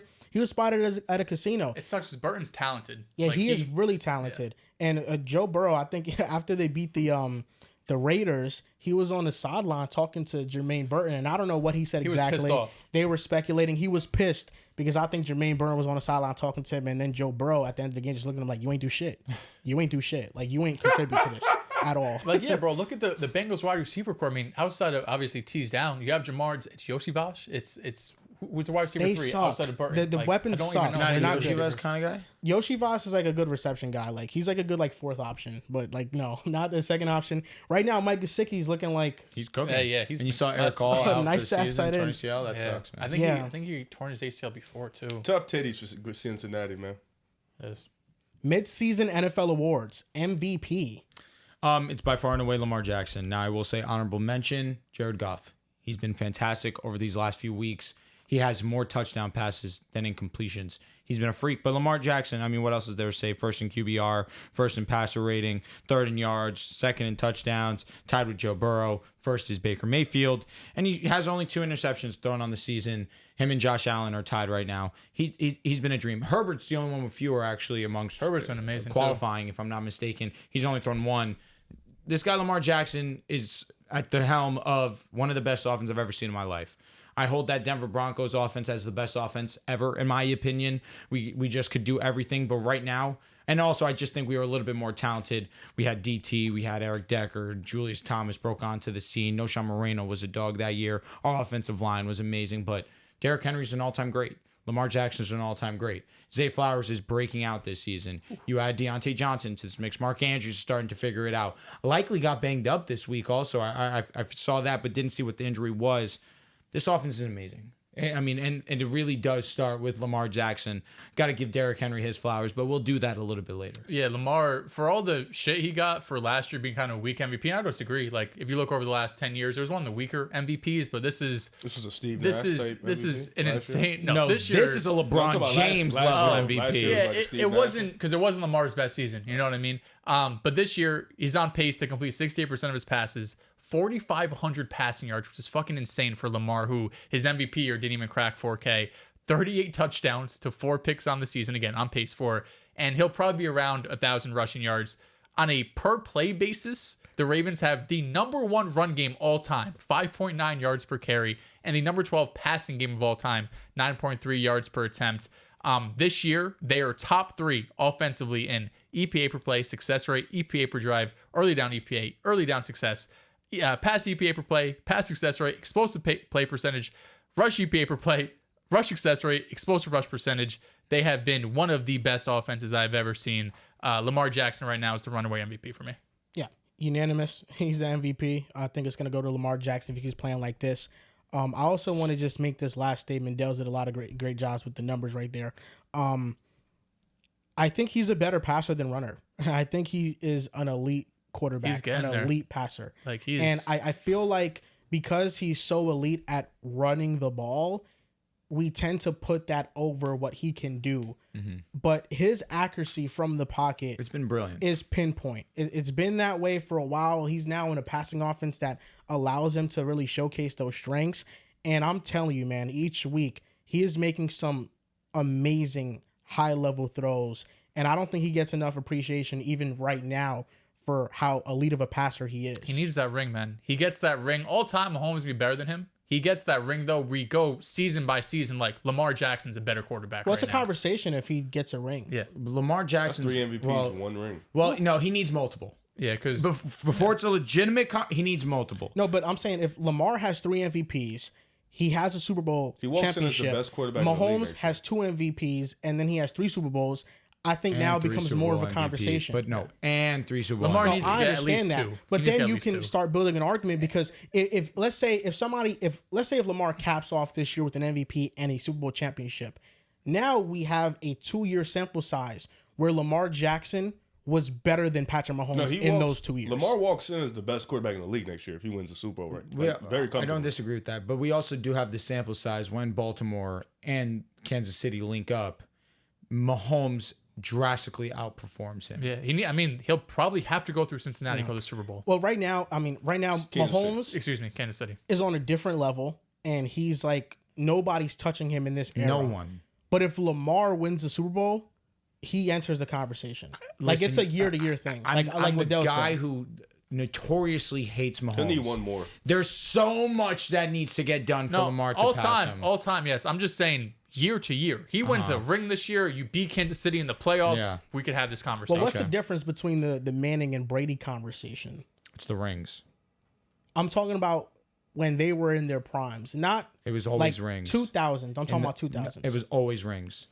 But I think there were some people that had paying over No, there were Tom. some, but it was like 70-30. Yeah, I understand that. I think Lamar enters the conversation though. Like I would still have Mahomes as the number 1 quarterback in the NFL, but Lamar Jackson, like having this type of season where he's on pace for 4,000 yards, 1,000 rushing yards, his efficiency, one of the best seasons of all time. I think where he allowed Lamar to enter the conversation has been his regular season performances this year and last year. In the playoffs, we don't have no questions about Mahomes. Ultimately, it doesn't matter what you do in the regular season when you're Patrick Mahomes, unfortunately. Like, Yeah, and all that matters for Lamar is the playoffs now. That's all that matters. And that's exactly what I want to finish with. I'm rooting for Lamar Jackson till I can't talk anymore. Until he proves that he can do it, we all need to see it. He is a demon in the regular season. He is Peyton Manning reincarnated in terms of their career. And obviously, I'm not talking about the player, but in terms of career, he's Peyton Manning 2.0. He struggled in the playoffs mightily. He needs to get that monkey off his back. He's failed to do so. He needs to do it this season. And if he does, then we really put him in a lot of conversations. And I still think that he has his ways to catch Mahomes. He's a top 10 quarterback all time. Yes. But what we need desperately is him to do it in the playoffs, because he hasn't. Like, if he wins the Super Bowl, is he over Dan Marino all time? I can hear it. Yeah. Yeah, could hear. Like, we're talking about, But like, he's in Dan that Marino's type a of top company. he's a top 5 talent How quarterback many all MVPs does time. Marino have? I don't know off the top of my head. I don't know. If I had to guess, Are you putting Lamar over Brett Favre? yeah, I would. Are you putting Lamar over Drew Brees? I would. I think these are like legit conversations, and we're talking about Lamar Jackson as like a top 6 quarterback Rodgers. ever. Oh, I'm asking. Yeah. I would take Rodgers personally. I think I'm going it's- with Rodgers. I think it's still Rodgers. It looks like Marino only has one MVP. One. I wasn't sure. The 84 season? Yes. I'm him. But like, if Lamar wins the Super Bowl, that's the company we're talking. Yeah, for sure. talking about with No him. doubt. He's an all-time great already. Yeah. And he doesn't even have a ring. But I understand what you're saying. I mean, Mahomes is number 1 right now. Who's your MVP? It's Lamar, bro. Well, wait, why are we putting? This was the one that caught me by surprise. Why are we putting Lamar over Aaron if he wins one Super Bowl? We're not. Aaron? No, I would have Aaron over. No, we all took him. We all took Aaron. Because Aaron has like a 10 to 12 sample Oh, size yeah. year. I of got just- Aaron still. Yeah, like he was Yeah. just an MVP, like literally MVP for like 10, 12 What, years. what Lamar's doing this year as a passer is basically what Aaron did. Yeah, for that's what I'm saying. Like his Aaron career. was Yeah. 40 TDs. Yeah. damn near. No, he's OD. no interceptions. And it's crazy. He's really about to do that the next half of the season for the Jets right now. God willing. Gotta let it go. The schedule's light. It's right there for him. It's not gonna move us. Lockdown Aaron, Jets, here we baby. go. Man. Offensive player of the year, Derrick Henry. Easily. Honorable mention: Saquon Barkley. Oh, we had Also to mention Jettas. because it's the only two people that back. are in the conversation. Jetta's obviously having a great He's only season. a plus 700. I just get joy from reading everything that Derrick Henry's first in rushes, rushing yards, touchdowns. He has the longest rush. He has the most first downs, most scrimmage yards, most scrimmage touchdowns. My God, we are watching an all-time great season. And if he rushes for 2,000 yards, he's the only player to rush for 2,000 yards in 2 separate seasons. He's on pace for like 1950. He needs to get a couple big games in and there. he will clear Terrell Davis. He's on 25 touchdowns too this year on pace for. Man, the disrespect That's Derrick. to your And I love franchise TD. guy. Love him. John He's not Elway was Derrick. washed at that point. I wouldn't say he was washed, but Terrell TD Davis- definitely was our best player. Terrell Davis had 3 touchdowns in the Super Bowl. He was amazing. We also He dog kind walked of that carried Super Bowl. your offense. That was an easy Super Derrick Bowl. Henry could also get 3 touchdowns. In the Also, Super Bowl you this year. cannot I'd be forget surprised. about John Elway's helicopter play. Like, there's a reason that's an all-time play Yeah, too. but at that point in time, John Elway had like his moments, but he wasn't a reliable He's not Lamar. star quarterback. No, he is not Lamar. At that point in John time, Elway also is better than Lamar Jackson's. Give me Lamar. Side note, but Jalen Hurts really stole like 5 TDs from Saquon Barkley. Is there a way Jalen Hurts finds a way to win MVP? He could finish like top 5. give it up, man. I'll be honest. You Give it got up. You give it Yo, up. Jalen Hurts, he's back in top 5 last conversation. 4 yeah, you got weeks. Lamar in 5 front of weeks him. been You playing got really Josh, Jared Goff in front of him. That'd be tough. Yo, Jalen Top Hurts. 5. That's top 5. He could get the 4. He can get a fucking smooch. I love him. Yeah, he could get the 4 for sure. He's not over Herbert in the MVP. Oh, I'm conversation. sorry. Yes, Herbert's in front. I don't. It depends. They're like a 6 seed, bro. 6 seeds don't really move that much. Yeah, but in what the he's MVP doing race. with that Yeah, I roster get all that. is That sounds crazy. adorable, but 6 seeds. No, don't that move sounds much. adorable. That sounds sexy. Yeah, it sounds cool. No, it sounds sexy. Eagles what might he's be number 1 doing, seed in the Lad NFC. McConkey, Eagles might Josh be number 1 seed Palmer, in the Quentin NFC. Eagles Johnson. might be number 1 seed in the NFC. You got the lines to deal with, brother. Lad We might be McConkey's a number 1 good seed. player, though. No, he's the only good receiver they have. You're not a QJ fan, even He's still? not No. here. Uh-huh. We don't He's not care, bro. even with his career game.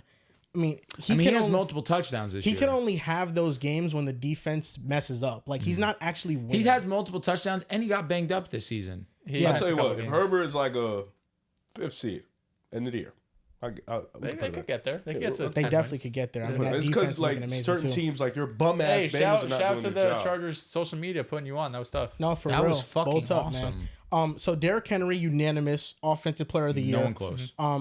Defensive player of the year. This is where we might differ I'm a little at bit. 50-50. I have Dexter and TJ Watt. I think Dexter has been the most dominant defensive player in the league, but I think TJ has been the most impactful in terms of just garnering wins for this Pittsburgh Steelers team. Full bias in my heart. I have PS2 as my defensive player of the year. Still the best lockdown corner in football. Has allowed less than 150 yards in passing, and I know that they just torched us.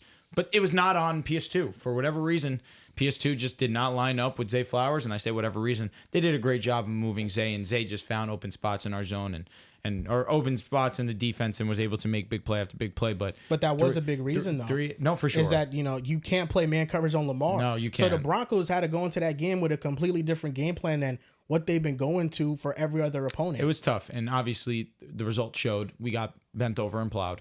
But regardless of that fact, 3 INTs, a pick 6. This guy is the definition of a lockdown corner. I still would put him as my DPOY. Non-biasly, I'm always going to be moved by TJ Watt. TJ Watt, to me, is the best defensive player in football. The way that he's just able to impact the game at getting to the quarterback. Obviously, what he's able to do for his other guys on the defensive line, but also forcing fumbles, having active hands. To me, TJ Watt, he's the most impactful defensive lineman in the game. And Dexy is obviously in that conversation too, but TJ Watt is doing on a team that is winning, and I think that that's where it'll show at the end of the year as well. So Dexter Lawrence, I think, has been the most dominant defensive player. But I think that with this award, there has to be a combination of performance and also your team being relevant. That's unfair to Dexter, but it does take him out the conversation for me. My defensive player of the year PS2? is Passer 10. Yeah. I mean, we have people pushing Bo Nix propaganda because this defense is carrying. This defense has been elite. What's the Bo Nix propaganda? That he's playing better than Caleb? I just think that he's getting a little overrated right now for his performances. Listen, there's nothing for me to argue because all I've argued on the show is that he's performed better than Caleb Williams. I think the Broncos are where they are because of the defense. 100%. I batted an eyelash at that statement. No, of course because not. it's the truth. Our defense is 80% of our success. I don't have the remote today. Pass it over, King. Flick. Good eye. I could just cut this part out while you do this. Okay. We usually talk through it, but it's fine. I got lazy.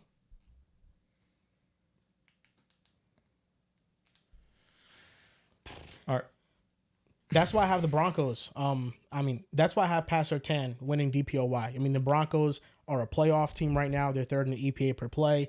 Zach Allen, I think, deserves some recognition because he has really been the stalwart on their defensive line. But their secondary has been the biggest strong point of that team. How they play, they can only play because they have a corner like PS2.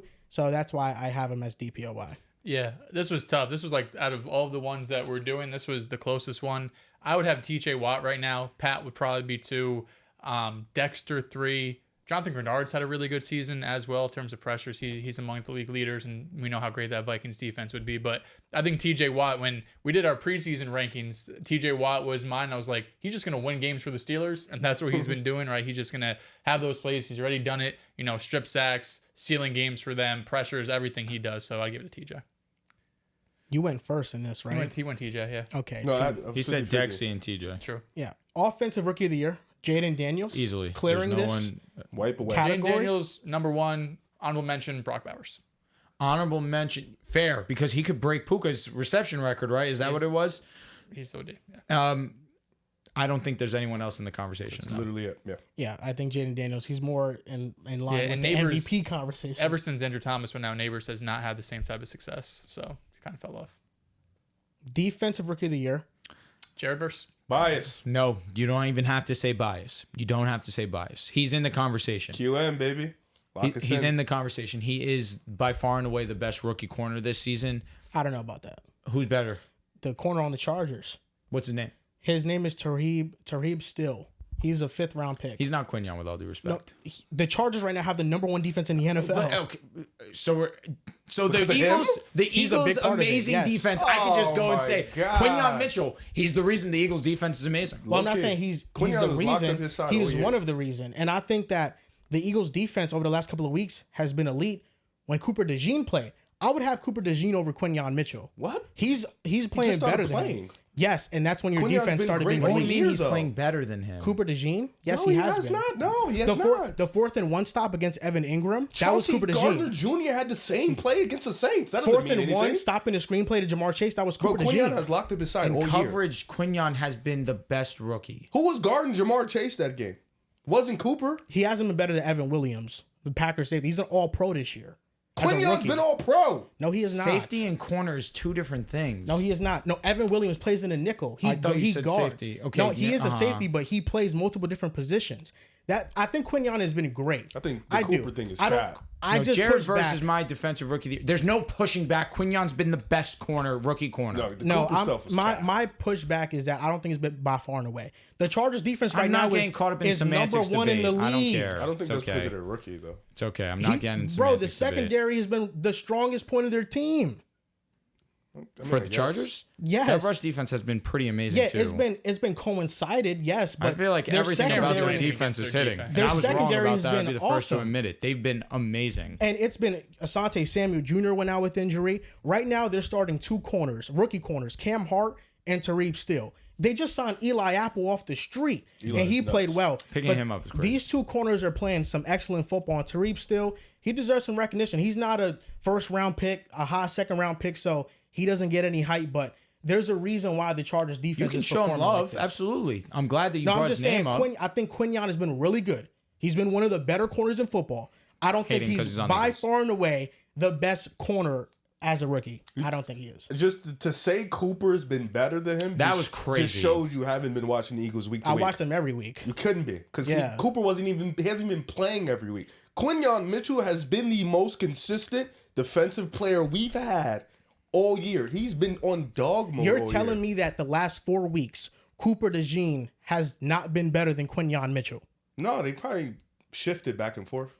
Okay. I mean, I'll let you have it, but like when I'm watching the Eagles, Who all year? Who's been the best? well, Cooper just started. That's my point. Quinyon has consistently Quinyon has consistently been probably our best corner all year, right? I think Quinyon has been your best corner, yes. It's probably been arguably our Yes. best defensive player on a consistent Since basis. Cooper DeJean started, he's been the best player on that secondary. He's been good. And it's been 4 But games Quinyon now. hasn't dropped off. Cooper at has all. been amazing. Quinyon hasn't dropped off at all. He shouldn't. He's still been Listen, great. I think Quinyon is good. But when I'm watching the Eagles, Shit, we watched 2 different especially things. with the Eagles and how their defense has been performing as of recently, when I they've mean, been yeah, we elite, were playing bum. We were playing a bum. Cooper DeJean is a big reason why they took that next step. Yeah, because we benched Devontae Maddox. You did, but He's Cooper horrible. is doing as a run defender. Yes, Cooper has been if elite. you say he's more versatile, you have no pushback from me. But this is what I'm saying. He's great as a run defender, and he's great in coverage. He's good in coverage. That's why he's been the best rookie defender for me on the Eagles. I disagree. Like, if you want to say Quinyon because he started the beginning of the year, so based off this entire game sample size, Quinyon has been your most important because he's been the one you've had to rely upon more. I agree. But in these last 4 to 5 games where the Eagles defense has know been about that. elite, Cooper DeJean every week has looked better for the most But part. Quinyon has been I don't get it. Like the Eagles defense has been elite since the bye, and you're saying it's primarily because of Cooper.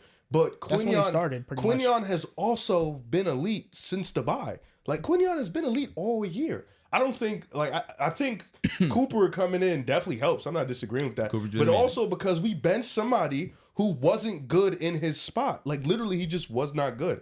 So just Quinyon's been consistent all year. But if you want to say Cooper's better, that's on you. That being said, I have Jared Verse as my defensive Yeah, rookie he of the is. year, top 10 in pressures, top 5 in win rate. Take rookies aside, he's been one of the best pass rushers, period. The Rams, I mean, damn, shout out to them. God forbid they got this a couple years ago with Aaron Donald, but they've gotten multiple pass rushers. No replacing Aaron Donald, but Fisk and Verse is a great Band-Aid for that. Hey, Rev, this was a good argument. We're arguing over which Eagles defender has been better. Yeah, you That's didn't a think W. that would happen It's been this some season. years. Tried to tell y'all. Awesome man. years. Tried to tell y'all, man. No, they really hit on 2 picks. Really, that's the main takeaway. Somebody tweeted if Quinyon didn't go to Toledo and I think Cooper wasn't hurt his last year, we probably wouldn't have got both of them where we got them. Yeah, it's the fact. You Quinyon finessed was at Cooper in the second. if he was at probably a Bama or some shit, he probably would have won the first round. No, yeah, that was really the worry with him is that can he translate? And obviously he has a So tool to translate. is the Howie Roseman overrated talk shut down. He has his moments where he fucks up. You know, weirdly enough, everything has been coming together for him right now because Nakobe Dean is playing well. Amazing. And Nolan Smith has also been making plays for them too. So all the guys just that Bryce Huff, linebacker brother. core has been playing yeah, a lot all better. the guys that were like, oh, they might be bust, like they're actually playing It's well just now. Bryce Huff. Zach Braun too. He's been playing well. He's The playing well. linebacker. We tried to trade Bryce Huff. It didn't work. Obviously, I nobody saw wants that. I didn't know if that report was real. it. He's been. So my defense rookie of the year, Jared Verse, he's a top 10 edge rusher as a He's rookie. been OD. 39 total pressures, 6 amongst edge rushers, 3 pressures a game he averages. The Rams defensive line has been the biggest surprise to me. Like defensive side of the ball, I didn't think they were going to be a good unit, but they've turned into a really good unit. And Braden Fisk, he just had his best career game against the Seahawks. I mean, the Seahawks is like a gimme for anybody that wants to have a career game. I mean, you just face the Seahawks. That's how bad their offensive line is. But Braden Fisk, I mean, he dominated them. On to comeback player of the year. Kirk Cousins. Well, Oh. I can hear that. I think it'll go to Joe. I think Joe Burrow has been the best of nominating players. Kirk Cousins is an amazing they answer. make the playoffs. They win a division. You know. Yeah, You're this was making- really Rodgers to lose, and he lost it. Oh, he lost it as fuck. It's not over yet. But I think not Joe. over I yet, think you're Joe Burrow being number 2 in touchdowns, being one of the league leader in passing yards. I ain't mad at it. I just if Atlanta makes they win the division. Is it gave fucked it- up to say that his comeback, like, he's the elite quarterback? He had a serious injury, but he didn't tear his Achilles. No, That's Joe why Burrow? you're. Yeah, it's you like you I gave I you gave kind of an knew Joe Burrow was gonna be good. you gave an amazing answer. Kirk Cousins would be my number 2. Kirk would be my number 1. J.K. Dobbins would be my number 2. What about Russ if he finishes the year and they make the playoffs? Well, he just came back from being bad. That's fake. A comeback in my eyes. I mean, It is. Joe But they Flacco released straight won him? it because he was off the They couch. released Yeah. him. They took like $80 million in dead cap. That from would, him. I think, even though he was bad, I think that's value. a comeback value as for fuck. It's you just know, the comeback. candidates this year are too good for him to win. Are we it. gonna say Baker Mayfield got absolutely hosed last year? Like he should have been Comeback? comeback player Who'd of they the give year it to? without a doubt. Joe Flacco. Flacco. Was it a Yeah, year they they went gave on him to the DeMar run. Hamlin? No, that was the year they were thinking about it. He was remember he's minus 3,000 to win. He didn't win that Joe shit. Flacco fake wasn't crazy. He was on a heater. He No, was, but he only but played. Baker was like top 10 in touchdowns Joe was and on the yards. couch. He's 40. Ironically enough, DeMar Hamlin has a better case this year for comeback player of the year. DeMar Hamlin He's has actually actually been playing. really good No, this he's year. actually playing Yeah. good. Last year he was. Got a lot to get over, you know? Yeah, I have Kirk Cousins, but I like J.K. Dobbins here a lot because he's come back from multiple injuries. Torn Achilles, torn ACL. We always believed. He's been really good. Yeah. Damn, if Tre'Davious White would have been great, he would have won it. Maybe. Coach of the year. Andy Reid. Dan Campbell. And I'm happy to say that with the idea that coming into the season, I believe that Andy Reid would be my coach of the year. And I believe that it would be a performance like this that would force the voters to give him the award.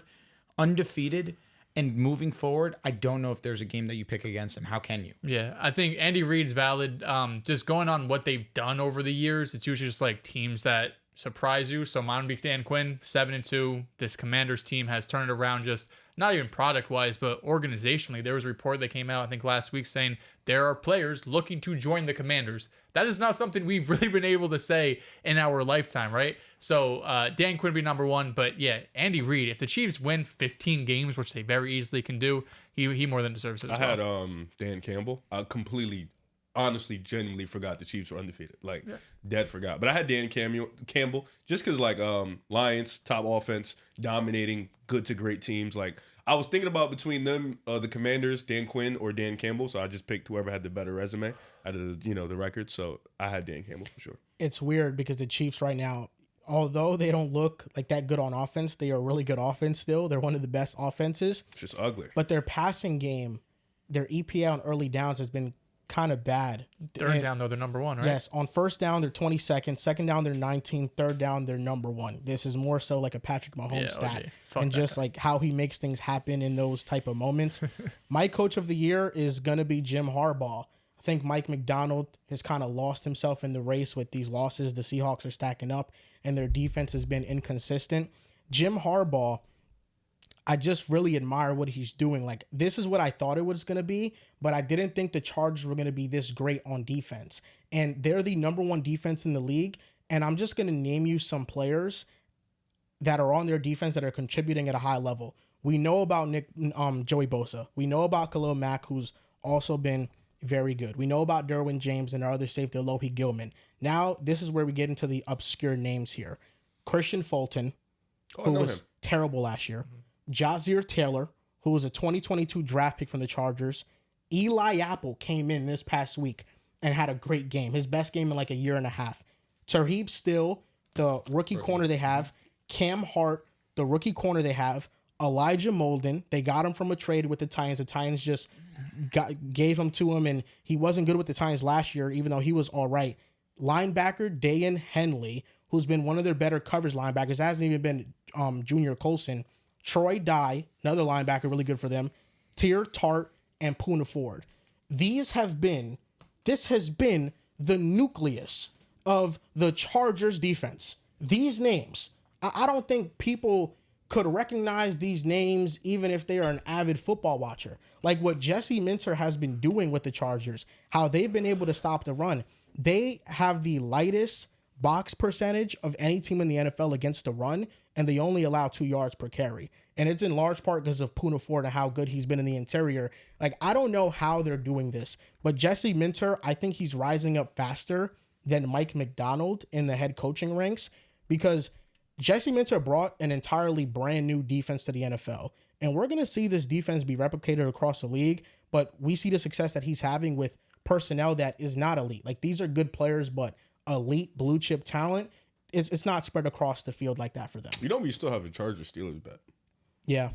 We're getting closer, man. It's getting down to the wire, man. Week by week. And Justin Herbert's been heating up. They've been passing the ball more. I can't believe I'm saying this. He's been heating up. No, and then I just think so this is more so like Jim Harbaugh, coach of the year, Jesse Minter, defensive coordinator of the year, because he's done a lot of the heavy lifting as well. No awards. But yeah, Justin Herbert too, like what he's playing with and like how he's performing. I don't know if any other quarterback outside of like the elite guys can do this with what Herbert has right now. An elite guy, man. No, absolutely. Absolutely. We need to see. So you're out on Seattle? Like, are we gonna? Can we kill that? No. The better question: Jalen Hurts, Geno Smith. Gun to your head. Who are we choosing? I'm still going with Geno. Casual. I mean, it's an unplayable situation. You knew that all along. What? That Seattle's offense. No, I thought their offense line would be bad. I didn't know it was gonna be this bad because they signed Connor Williams, who I thought was gonna be good. Coming off an Achilles. You just love quarterbacks who have bad offensive lines and blaming on the offensive line. I don't know, man. I'm starting to catch up with you, I bro. thought Abraham Lucas would come back earlier. You had hope. He's coming back, I think, this week. You know, who knows how good he's going to play. A huge return. Really, the only player that's serviceable on their offensive line has been Charles Cross. Everybody else has been terrible. I mean, against the Rams, like, yeah, people look at the red zone interceptions, but he got pressured on 60% of his dropbacks. Get the ball out. And he leads the NFL in quick pressures, which is getting pressured in 2.5 seconds or less. So you got to think about it. Like, you're playing quarterback. As soon as you hit the top of your drop, somebody's in your face. I mean, that's what Geno Smith is dealing with like half the time. So I think it makes playing quarterback for him almost near impossible. The saving grace has been the weapons, but they can't run the ball. He has the most dropbacks in the NFL. He's pressured the most. Hey, listen, it's not over yet. The NFC West is right there. CMC's coming back. Yeah. The 49ers play the Bills, the Lions, the Packers. They can beat the Packers. They have some tough games. They can CMC is supposed to be beat the back. Packers. They play the Rams again. They can beat the Rams. They lost to them. They can beat them. They play the Cardinals. They can beat the Cardinals. Yes, they lost. The Seahawks, I think they have 2 games left against the Cardinals. I actually think the Cardinals, the Seahawks match up well with them because they don't have. It's possible. I think it's more so a split. But yeah. And they played the Niners play Seattle again.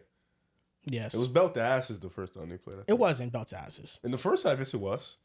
Geno Smith had a chance to lead a game-winning drive, and then DK Metcalf ran the wrong route. Yes. Yeah, You're right. and they got intercepted. So yeah, DK. It's just DK ran the wrong route. he did. It is apparent he ran the wrong I get route. what you mean. He ran the wrong route. I thought it was a free route from what I heard. No, it wasn't. He freestyled it. Ah. He was going based off what he thought the defense was showing, which was fair. He was turning upfield. He might have had a huge play. I just felt he like might have had a huge play, but he was off his route, and the ball was in the air when Geno should have waited a little longer. It's unfortunate, man. It's not his fault. Real quarterbacks wait a little bit. The route was wrong, but Geno post game took it like a champ, said that's on me. But then DK came back like a week later. It was like, yeah, I ran the fucking wrong route. I ran the wrong route. It was on me. Like, Geno was letting the ball go as soon as he ran like his dig, and then he was like, I'm gonna just cut up field right here. And there was like space on the dig too. There was no reason to do that, but I understand what he was seeing. So I have some other awards here. Surprise team of the NFL. Commanders. 7-2. I mean, we talked in the preseason, like, who would be the Houston Texans of this year, and I don't remember who ended up saying it, but they were a popular team. Like, oh, if anyone could be the Commanders, right? You got this young quarterback, you got a new head coach in there, but I was not expecting them to actually be able to do it. The fact that Jaden Daniels playing at this high of a level, Cliff Kingsbury's having a resurgence in the NFL, how great this offense has been. Sitting at 7-2, top of this division, where you got Philly, you got Dallas, who has fallen apart. They're the biggest surprise to me. Also, you can throw in Arizona, 4-4 record Surprise. right now. 5-4. Minnesota. Minnesota. Fair. That's another we great all thought answer. they'd be last, Now they're jumped up. They're probably Yeah. two. I mean, shit, yeah, fucking week 1, I was like, the Giants can beat Minnesota. Yeah, definitely one of those teams. I think Surprise the team, the Steelers- Jets, with how ass they've been. I'm Yes. assuming we're going to have disappointment. Yeah, what I was that's gonna another have. one. God, Sorry, you cooked buddy. though. Just wanted to make sure. I think the Steelers could be an honorable mention and surprise team, 6-2, leading the AFC North. Leading Number the one in AFC the North. division. In the AFC, Yeah. yes, but like, I feel like we all had a part of our brain that thought Pittsburgh is all? somehow going to find a way to be good. We all? Well, shit. This guy hates the Steelers. I think that was more just hate. He knew somewhere in his brain, like, bro, Pittsburgh's going to find a way. Hey, to listen, be I good. think they're going to fall off. in the Listen, second. also with the You're waiting on Steelers, Look at their schedule. Let's see. that's what I was just going to say. The Steelers, listen, you play who you play. And I'm not taking anything away They from lock them. in, man. Beating Atlanta week 1, Denver week 2, Chargers week 3, that's a solid win. The With Chargers are Justin better. Herbert getting hurt. Facts. My apologies. okay. Justin Herbert did Herbert get would've hurt. won that that's- game. You that's lost what we're against the doing. Colts. You lost against Dallas. You've beaten Vegas, the Jets, and the Giants. Yeah, the Jets aren't a good Upcoming, win. they just had a suck. bye. They have Washington. They have Baltimore in the next 2 weeks. You win these games. All right, I'm moved. Let me ask you a question, one of the two. because Joel seems to be agreeing with you so much. So why are you so high on the Chargers? Have you looked at who they've beaten also? Let's look at it. Yeah, right they here. really played no the one. Raiders. Yeah. Ooh, the Panthers. They lost to Pittsburgh. Yeah. They lost to the Chiefs. They beat Denver. Okay. They lost to Arizona. They lost to the Saints. Oh no, they beat the Saints and they beat Cleveland. So they haven't really this elite defense that I know. that he but loves here's the talking thing. about. They played a lot better than I was anticipating in this game versus Cleveland. Am I fully moved? Cleveland's I'm not fully moved, but they played very well. all I'm saying is you gotta keep the same energy. Well, for here's both the thing. teams. The Cardinals game-winning field goal, last second at the buzzer. It's also like a 30-yard field goal. They went down the field, to be fair. Like, Chargers it's like also 60-yarder. scored 13 points against a pretty mediocre Arizona It was defense. that. Yeah, no, but they lost. Jalen They were 15 to Reagor 17. Caught the ball and then fumbled. No, into that the shit end was zone. nuts. sucks. That shit was nuts. Jalen Reagor sucks. Ironic, No, that he's was your not guy. good. He was not my guy. I just made Riff feel better about it. Is that his guy? I Yes made or no? He's nuts. It's not my guy. I wouldn't say it's his guy, but I made Riff You feel said better Jalen about the Reagor pick. greater Brother, than Jettas. No, I He didn't. went through hell and back to try to tell me this was a good pick. I was being there for a friend. Like he really tried to. Is he capping right now? He wasn't. I'm not gonna say he was mad about it. I was like, hey, bro, this wasn't might not be a bad fan. pick. What happened was they picked Jalen Reagor, and then Justin Jefferson was next. And I didn't know too much, but I'm like, no, he's no way he's better than Justin Jefferson. And then Joel was texting me, like, sending me all these stats, like, no, Jalen Reagor's good, bro. You'll be fine. It's all right. 4 weeks in, Joel's like, no, this guy sucks. Like, he was bad. You know what's the thing? I saw a Brett Coleman video, and then he was like, Jalen Reagor's not that bad. I was like, yo, Riff, you gotta watch this Yeah, shit. he's just Jalen Reagor's No, bad. but listen, I think I mean that's a fair point with the Chargers. They got to play better competition. I thought they looked really good against the Chiefs, their defense specifically. Like Mahomes post game talked about their defense, and he was like, yeah, like some of the looks they were sending me with the blitz looks and stuff, and how they drop back certain players, like I didn't know that was coming. Like he got spooked by some of the defensive stuff that Minter was doing. I think the difference with the Chargers and the Steelers is mainly that I think the Steelers, we all coming into the season, even if I wasn't high on them like as an overall team record because of their offense, we all thought the defense had the talent to be like a top 10 unit.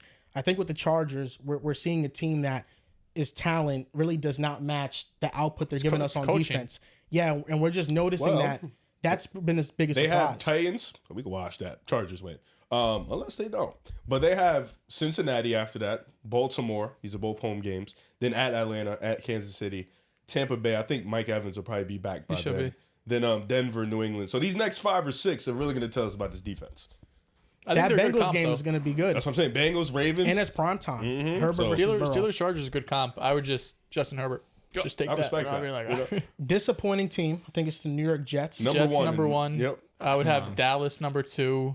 You could say Dolphins, but I feel like that's also unfortunate. Yeah. Tua got Tua hurt, got so I'll give hurt. you a pass. Dallas is definitely The number 2. Bengals? Yeah. 3. Bengals for Aren't sure. the Dolphins like 1-3 when Tua plays this year? Yeah. I thought they were They 1 are. and 2. Oh, you lost the Yeah. Cardinals. I think the Bengals are more of a So disappointment. Tua is the problem? No, they just not a good team. I know. Yeah. I Yeah. agree. I mean, Dolphins would be top 5, but just not like 2 or 3 because he's missed like 4 or 5 games. I guess. He said, I guess. Tua was Tua good last as game. fuck against the Bills. That was honestly genuinely probably his best game against Buffalo. I think the snow game was a great performance. That was better. I still ride on that one, but this one was great. That one, he was, because I don't think he was damn near flawless. He was clutch as fuck in was. this game. Now I have 2 more awards. And I feel like the defense now for Buffalo is better. Are the than it Browns was on this? prior. Like, we didn't have that high I didn't believe in the expectations, Browns this season. But they made the so- put them on there playoffs for me. last year. I You put could them on there say for me. Jacksonville, but that's another one. I only Yeah, I felt thought good Jacksonville about. would be trash. I only felt good about the Texans in that division. Surprising player and disappointing player. For surprising, I had Zach Allen, journeyman, who's like top 10 in pressures this year. Disappointing player, I'm DJ Moore, man. We're all DJ here. Moore's been He's ass. The pissing me hell's off. been wrong with him? Zach Allen, His quarterback sucks. Zach is definitely the choice for pleasant surprise. Disappointing. DJ's a good one. Anthony Richardson to me is number 1 though. Surprise. Player or disappointing? Disappointing. I would say Will Levis is up there. too. Obviously not surprising. Anthony Richardson been mid. The I didn't think Will 2023 Levis should be this quarterback bad. draft class Like- outside of CJ. Let me say this. I'm L'Jarius keeping my Sneed. stock on Bryce. Okay. Last 2 weeks he's looked good. He's He definitely looked looked better better. than Caleb last 2 weeks. When are we going to talk about Caleb? not saying much. When are we going to talk about Caleb holding DJ back, man? Listen, When are we going to talk about DJ Moore not being a leader? He got hurt. that's the conversation we're going to talk about. That got looked like hurt. nonsense. He got hurt. Did you see the limp? Yo, honestly, Be honest. No, he definitely limped, he bro. definitely but got hurt. You're telling me players have not gotten hurt before, and like, yeah, the play's going on. He was let out me of tough it bounds. He through. can't come back in. He can come in and block. He could do something. Brother, he's hurt. Block what? What is he going to block if he's You know hurt? how Riv, you're Riv. defending nothing. Riv, you know how guys crazy are that sick. looks on film? We're sick, guys bro. are sick. He walks off the field. He didn't walk. He Play. limped. I honestly don't care Brother, what if happened. he would have went limped. down and been like, fuck, I can't move, okay. Bro, if you're he's- walking off the field, I'm not He saying subbed in the game the next play. I'm not saying it's a great look. I'm saying it's getting overblown. no, I'm not going to lie. It's one of, like, I think that's borderline worse than Anthony Richardson calling himself out. Ooh. You lost me there. That one's tough. I don't know about that one. I can think hear it's you. like second. This was the middle of a play. Yeah, it was OD, bro. He got hurt. He was Middle in of the a next play. Why are you He can't defending get hurt middle though of and the then come play? back in the next play. Terry would never do that. Bad, brother. AR got tired. Yo, He would couldn't come Terry back McLaurin ever do that? No, No, way. never. He's dealt with this all his career. in. DJ's never been a leader. I've never once promoted that. Now, Nah, never- DJ Moore's been one of the most disappointing, bro. I had him on my list. You know what's the thing with AR Zay too. Flowers better. Who? Zay Flowers. I oh love Zay my Flowers. God, we're getting nasty. I love this Zay is my Flowers. problem with DJ Moore. It's if a ball doesn't get completed or it doesn't go his way, it's Overblown. His body language is terrible. Yo, Not gonna Corbin lie. Sutton or DJ Moore? oh, that's what I don't like about DJ This is Moore. why you guys, I'm going to educate you guys here because you guys haven't watched DJ Moore. He's done that his whole career. That's how he acts. Be mid? That's cap. Oh, it'd be a child. It's just, listen, I'm not going to call him a child. He's a grown ass man. I'm not going to call him So a child. you can be a grown ass man, but act like a child. He just has to be. You have a rookie quarterback there. You have to be tell the allied rookie to him, quarterback to play fucking better. How about that? You ever thought There's about just that part? there's just multiple moments, and I noticed this week 2 versus the Texans.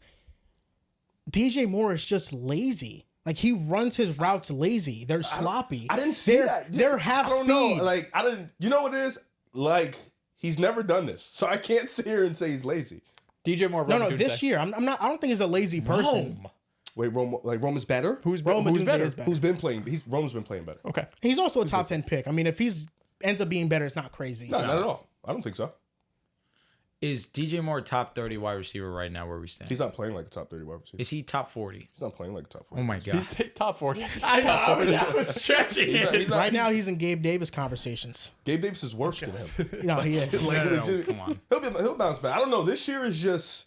I don't know, bro. Like I can't explain it. He's just, My most surprising player, Baker Mayfield. Honestly, this Bucks offense in general has blown me away. that. Liam Cohn has done a phenomenal job. Baker leading the fucking league in passing he's been touchdowns cool. are top 3. I did not see coming. This run game, just the Bucks in general have been one of the most surprising teams. This was one of the worst rushing offenses last year in football. Now they have 3 guys that can run the ball. disappointing. Another guy, Jordan Addison. He let him. Yeah. Hey, last game. Yeah, nice touchdown. Nice ass touchdown. That's cute. He's still been a little bit disappointed. I thought he would take a leap. I'm looking at the top 10 wide receivers in receiving yards. Jettas is 1. Jamar Chase is 2. Garrett Wilson is 3, baby. Number 4, CeeDee Lamb. That's your guy. Number 5 is Zay Flowers. Number 6 is Jaden Reed. Wish it was Dontavian Wicks up there, but he's been dropping too many passes. The real have recently. always known about Jaden Reed. You know, Wicks has a better open score, but he just drops too many passes, man. Give me Jaden Reed, Reed by is a awesome, country though. mile. 7 is Terry McLaurin. Would you look at that? Oh my Terry. God. He's finally in the conversation. Number 8 is Brian Thomas Jr. Number 9 That's is my guy. Darnell Mooney. He's been great too. Love Darnell. And number 10 is We've not always a known about Darnell. Yeah, Mooney's not a dog. wide receiver, but a tight end, Brock Bowers. Shout out to Another Brock dog. Bowers. You called Darnell Mooney not a number 3. You said he's like a 4. Did I say that? Yeah.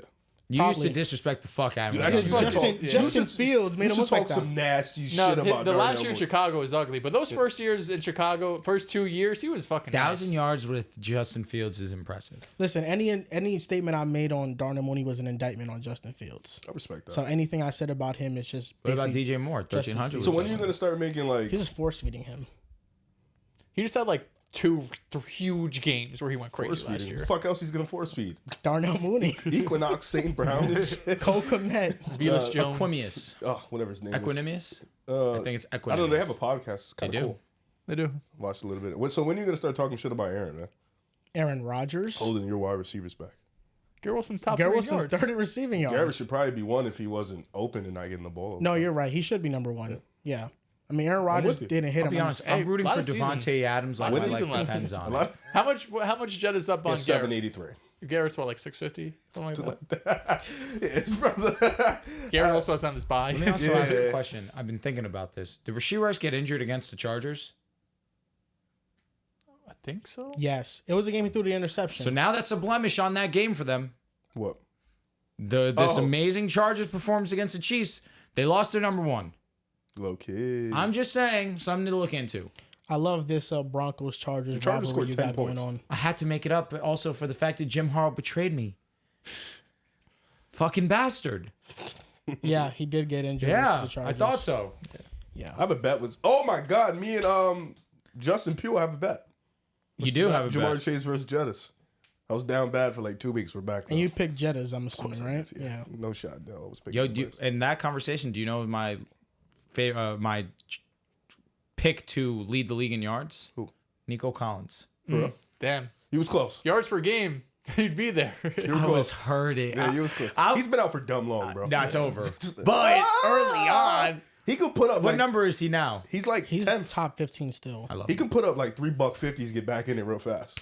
Like real, Yo, imagine. real fast, bro. Shit.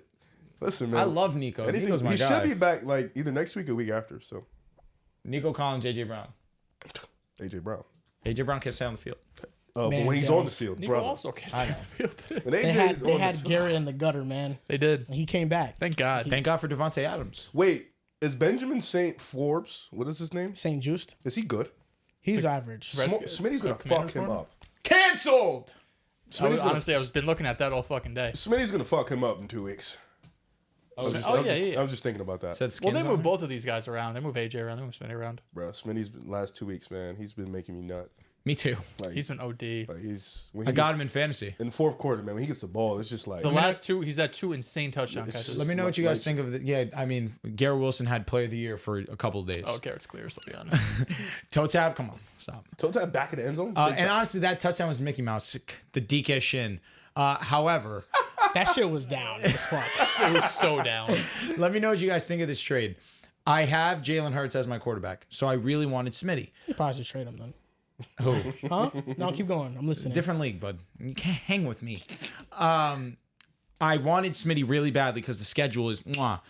So I had Terry McLaurin and I had Chase Brown. I traded those 2 away for Smitty and Tank Dell. Opinions.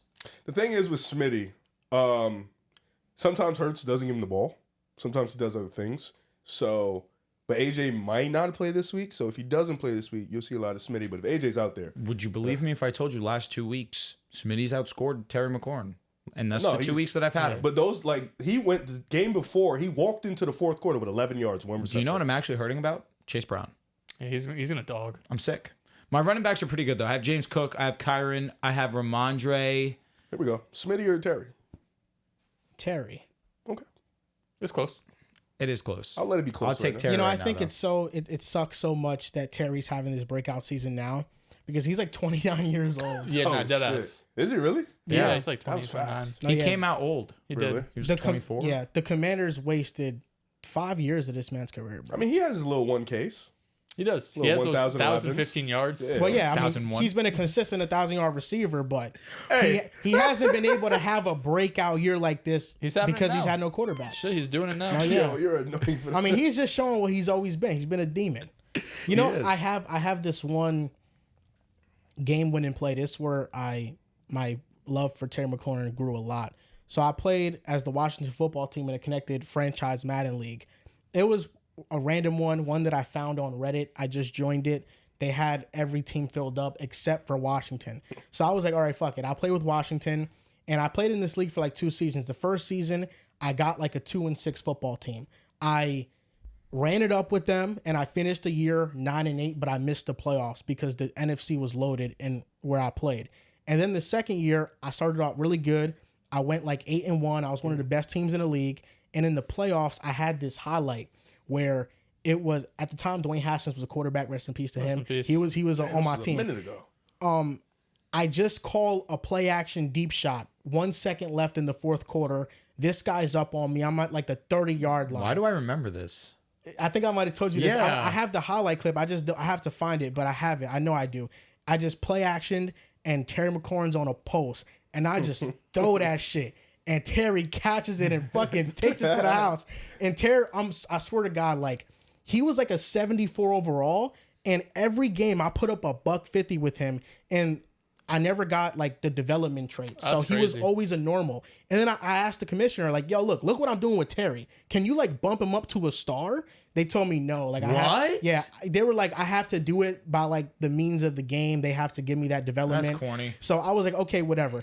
He was like a 76 overall, and I was just violating. And it's because he had like a 95 speed. That'll do it. That's all Yeah. you need, Madden. You get That's 95 all you speed, you need. could be a 68 overall. You'll get out there. He was playing like a 97. I was like, wow. No, but that's why I'm so fond of Terry. It started way back then in Connected Franchise Madden League. Then ever since then, you know, every year I draft him in fantasy. You know, he's been one of my mainstays. You know what's gonna be crazy? We're gonna go this whole episode without talking about Tua's performance against the Bills. What's your opinion On the performance, on him solely? I don't care about the team at all. I only care about him he's been good. because you were talking very strongly about that screen pass to Achane against the Cardinals. Oh, yeah, that lost him the game, yeah. That lost him the game. Yeah, that play, if he makes it, well, Insane. how about let me They don't score on 3 drives. let me phrase and it they better. lose. Let me phrase it better. Had he made the play, they would have won. That doesn't sound. God right. forbid the did rephrase it. amazing pass defense locks in for 1 drive. But versus the Bills, oh my God. He was good. It's always great when Tua has a great performance. At night, I just sit there and I just rewatch it nonstop. What a game. We always got to have mid players we root for. He's mid. Huh? Tua's mid. He's an average starting quarterback. He's like, average? by default. Yes. Who's my mid player? Yours is Geno Smith. I'm trying. I guess think. if you wanna Trey lump him Lance? in there. Oh, he's out. Trey Lance is bad. Um, He's out behind. I He's have to out of think my about. circle, I have bro. to think about running back and I don't know receivers. who's your mid player. Dehls, you kind of don't root for no grinds.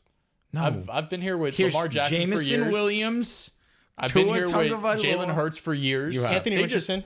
Okay, Yeah, Rich okay. facts. Avery's a top 3 pick. Nah, but he's in the mud right now. Yes, Tua was the number 6 overall I'm pick. not, but I'm not talking about you getting to the mud after. I'm talking about you started mud. Uh-huh. Like Lamar and was then last you- pick in the first Lamar round. is a valid mud. Jalen Hurts is a 2nd round pick. Jalen was a highly touted prospect before he got He was a second round benched, though, right?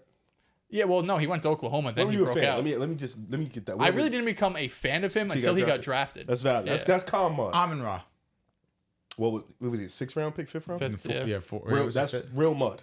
That's real mud. 4th round pick, star, real mud. I have no muds. Well, You have no have mud. no muds. You have no mud. I'm not about to sit here and cap. I have no muds. No, it's weird because I think Dehls is just very quarterback centric. Yeah. And Like they're I all think a he, I specific think color. he has his No, guys. Lamar Jackson counts. Yeah, for Lamar sure. Jackson counts. He Been was here. in the mud with We've him. been doing Lamar, mud. Joe That's Burrow calm mud. rivals, and that shit's No, that was the mud. Like I wouldn't compare that to Amon-Ra mud. But hold up, To me, this is mud because they were straight up saying you should go play wide receiver. Yeah. the Come on. conversation changed though. I mean, in the mud versus mid players you root for. It's like 2 different things. Well, he doesn't. I don't think any of us have real legit mid players. Lamar also weekly. broke out like his first year starting. me. I mean, he was like, there was no growth. He People was say like I year love 1 mid. MVP. You know what I Daniel mean? Jones. That's dead too. Yeah, but before Daniel Jones, was That's kind of dead. like a tier below mid too. So No, he's out. 2 is like the perfect in between. He's not mid. He's like the 13th, 14th best quarterback. That's fine. I guess That's- is really what's there's your 32. definition of mid. Like Darnell Mooney. He's good. He's Deontay definitely Johnson. coming into this year. Like if you root for him, that's a Average. mid player you root for. Wide receiver mid. Deontay Johnson. That's your guy. I wouldn't even say I'm really I like Deontay, See, but look, he Jonathan just- Mingo. I wouldn't ride for him. He's ass. Traylon, Yes, I he's definitely. ass. Traylon. Yeah, no, you were riding hard. Like you were. Yeah, damn. I don't know. Jerry Jeudy doesn't count because he's on my team. Like even though he's a good player, like coming into the draft, like Lad McConkey. Okay. I think he's like an average wide receiver, but he's one of the Let better me ask you average guys ones. a question. Remember when I asked you guys how many 1,000-yard rookie receivers will we have this year? And I said I'm setting the over/under at 4.5. How are we feeling on that? I think there's gonna be like 3 that do it. We count Brock, BTJ is gonna do it. BTJ. Neighbors can still get 1,000. Marvin's Marv, probably I don't know. I'm still flirting with yes, but it'll be like a Terry 1,000 yards. It's just Marv like goes silent for like 3 weeks Yeah. and then has If a blow. Keon But his was getting the ball schedule's- his early, he schedule's would've done it. light. After the bye week, again, I'm here. He could I'm have here. 100 yards 4 straight weeks. If Keon was getting the ball early, I would have said him too. Okay, I like that. Keon's been playing That some good brother's ball. cooked. Yeah, he's had like 390. I think there's going gonna to be a lot of them that finish around like 800 ish. You know, but Roma 1,000 Dunze second half of the year too. gonna He say, could can get to Rome- We that got some 8 studs 900. though. We got some studs. it's just how good is Caleb gonna be? Yeah. Excellent question. Is it gonna be and inaccurate? they're also going to feature him more often because when he gets 6-7 targets, he's giving you 60 yards. But then you have times where fucking Keenan Allen's getting involved in DJ Moore. So Hey. Roma's better right now. Yeah, I Stay don't with know. that. He I just don't know. gets more open. That's I really just, what I it don't is. listen, bro. He had the quietest 100 yards I've ever seen in my life last week. Yeah, last year from this year, I don't know what's going on with my brother, man. Fluky. Nah, because he's always been really good. You were talking all that shit about y'all had Deontay Johnson in this category. DJ Moore last year is better than probably Deontay's 2 years. Any years. Don't cap. Pick. Don't cap. It's definitely not. Big Ben Muir was unbelievable. How many yards he had? I think 12. Really? Yeah. I didn't even believe I that. think DJ Moore's just disengaged. Honestly, I don't feel. Probably I, don't is. I think believe he's that just- So I don't know why. over it. You have a highly touted Yeah. prospect quarterback. You have a competitive team. They look terrible on nights. Maybe he just hates the coaching staff. Or maybe he hates that Caleb paints his nails. So Maybe I he know, hates Shane Waldron. I know to begin the show. 1161. You round up. That's cute. That's 12. We don't round, but I'm We don't about- round. Come You're on. Mr. Round. But rounding yards. 1162. That's 12. No, thank you. That is 1,200 essentially. Oh my. Okay. It's always 5. It's like 12. Okay. Let's see if DJ was at 14 then. I don't think he's at like 13. he was at 15. 1,300, Yeah, but 13 some change. I think No, he, but you mean like yeah, like so rounding. I think he definitely hits that. 1364. I didn't round that. honestly. Round it. Yeah, he I had thought he was at 14. 14. He had 14. No, he had an incredible year last year. Incredible. Shout out to the Commanders allowing 200 yards against him. Yeah, no, was really. an It was amazing game. closer to And 300 the if you Falcons round. too. No, he could have had 300. Like he could have legitimately had 300 that game. Here we go. Wait, no, You're he- right. You were about to say something. I thought you guys were going to keep talking, but I know we talked about the NBA for the first portion of this show, but we still got some things we got to touch on. I'm crying. We're 2 hours in. Here we go. OKC, can they be just as good as Boston? Now, that's the topic. Before we get into the topic too much, I have this trade package that I shared with you guys earlier, but this is more thought out and it's more thorough. Can Giannis get traded to OKC with this trade package? Isaiah Hartenstein and Lou Dort, they make the money work. So just with those two, they will be able to match the salary. Nikola Topic, who was just a lottery pick by the OKC Thunder, and then OKC sends out a 2025 first round pick that will be the Clippers or the Rockets pick, a 2026 first round pick that will be the Clippers or the Rockets pick, a 2027 Denver first round pick protected 1 through 5. Denver could be bad in 3 years, and a 2027 LAC Clippers pick swap. So you're getting 4 first round picks, 3 of them Clippers first round picks, the other one a Nuggets first round pick that 3 years from now it could be more intriguing. I'm going to need at least 3 more picks. I'm gonna be honest. I need Here's my- 7 first. I'm hanging up the phone. I'm not hanging up the phone. This is what I'd say as a rebuttal. I'm thinking like, you tried to offer me Topic. He tore his ACL. He didn't play for the year. I need a better player, and I need a pick or two. You're giving me essentially Isaiah Hartenstein, a role player who he's probably not going to be on my team anymore, and Lou Dortz. I need a pick or two more, and I need either Cason Wallace or J-Dub. multiple picks, like even more than what I asked for. So If you only want to give me 4 first, I need J-Dub. Yeah, if you want to give me 7, all right, I'll take the Kaysen Wallace, Hartenstein, that type of piece. But only 4 first-round picks, that's not enough. Well, if you're OKC, do you easily give up those extra first-round picks if you don't have to give up J-Dub or Chet? Or do you just include J-Dub into the deal? I'm giving 5 first, 3 seconds, Kaysen, Isaiah, Dort. And that's Giannis. I need the world. That doesn't sound like the world to me, guys. 7 first, 4 seconds. I don't have Nobody's to make the giving deal. you this offer, though. Yeah, I don't have to. Yeah, you're not going If to you get a better trade deal. Giannis, exactly. If you You're not trade getting a better Giannis, deal. there's nothing there's out there. nothing in the league that can beat what I just gave you. Nothing. Houston comes calling. Şengün, Men Thompson. They don't have enough picks to give you. 4 first-round picks. Oh, shit. You're good.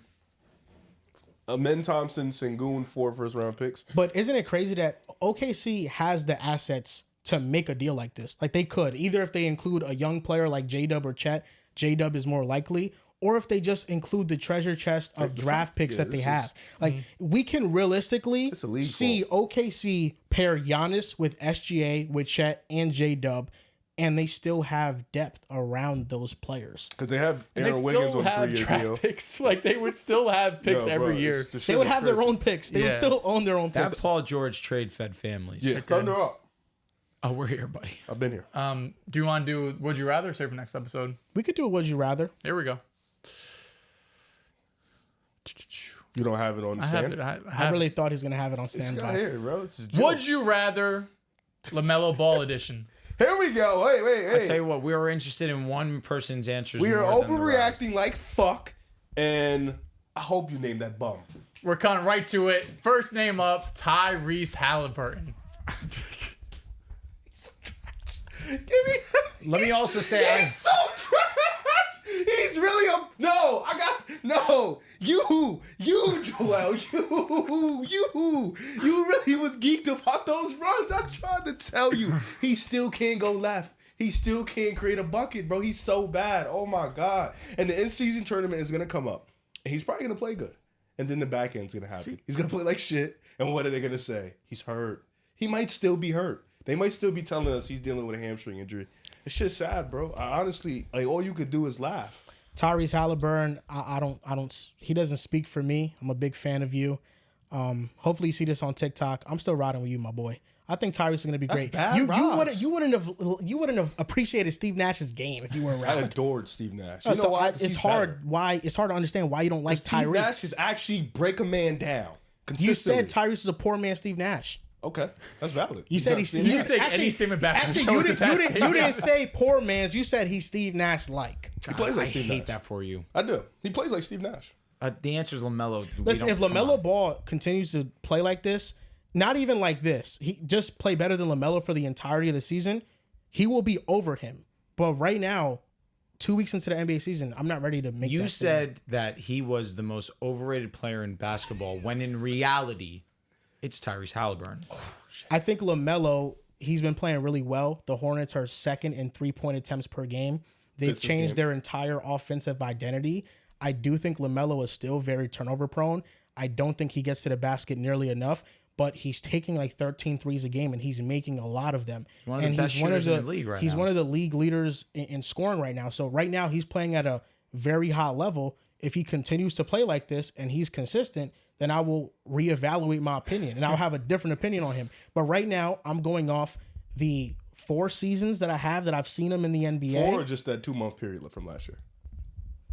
Well, has he's to be played that. 2 full kind of seasons, and then the last 2 years he's been unhealthy. Because I feel like if you milk out the in-season tournament and there's just that month or two where you guys were calling him Steph Curry, there's a clear conversation between LaMelo and Hallie. You can argue LaMelo's I got over. into like a little discussion with somebody on Twitter. It really wasn't all Not that more much. names, by the way. I know. Yeah, we do have more names. Gotta It get this wasn't. out the way, you know. It wasn't that.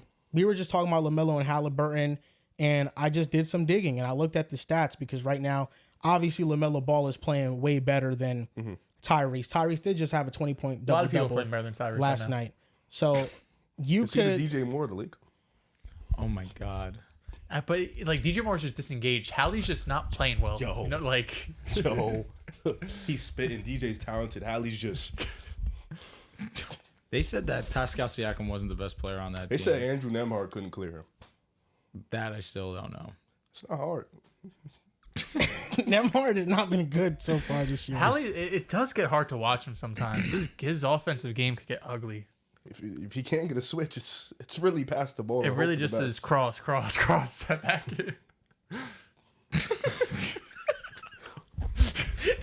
Jump up high in the air. Look, I'm doing something. He does love his jump passes. Like, this guy makes Should me we move on to sick. the next name, or is there something you want to pull up? This is something I want to pull up. No, But we it's were taking definitely me a waiting. while. We were definitely waiting. No, it's taking me a while. That's why I haven't interjected in your conversation. Keep going. Okay, Bro. next name up, Jalen Brunson. I'm taking Jalen Brunson. Yeah, I'm taking Jalen Brunson. I'm taking Jalen Brunson too. I'm taking Brunson too. Jamal Murray. Give me LaMelo. LaMelo Ball by a country mile. It's not even close.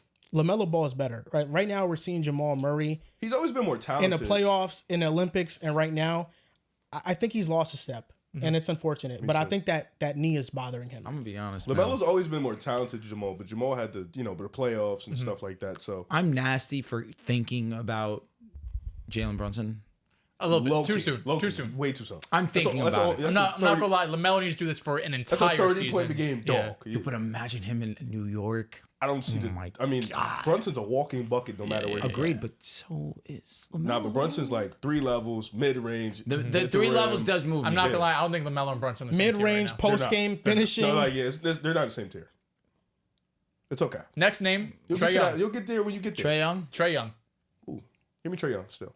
I would take Trae Young still as well. He's just not efficient, man.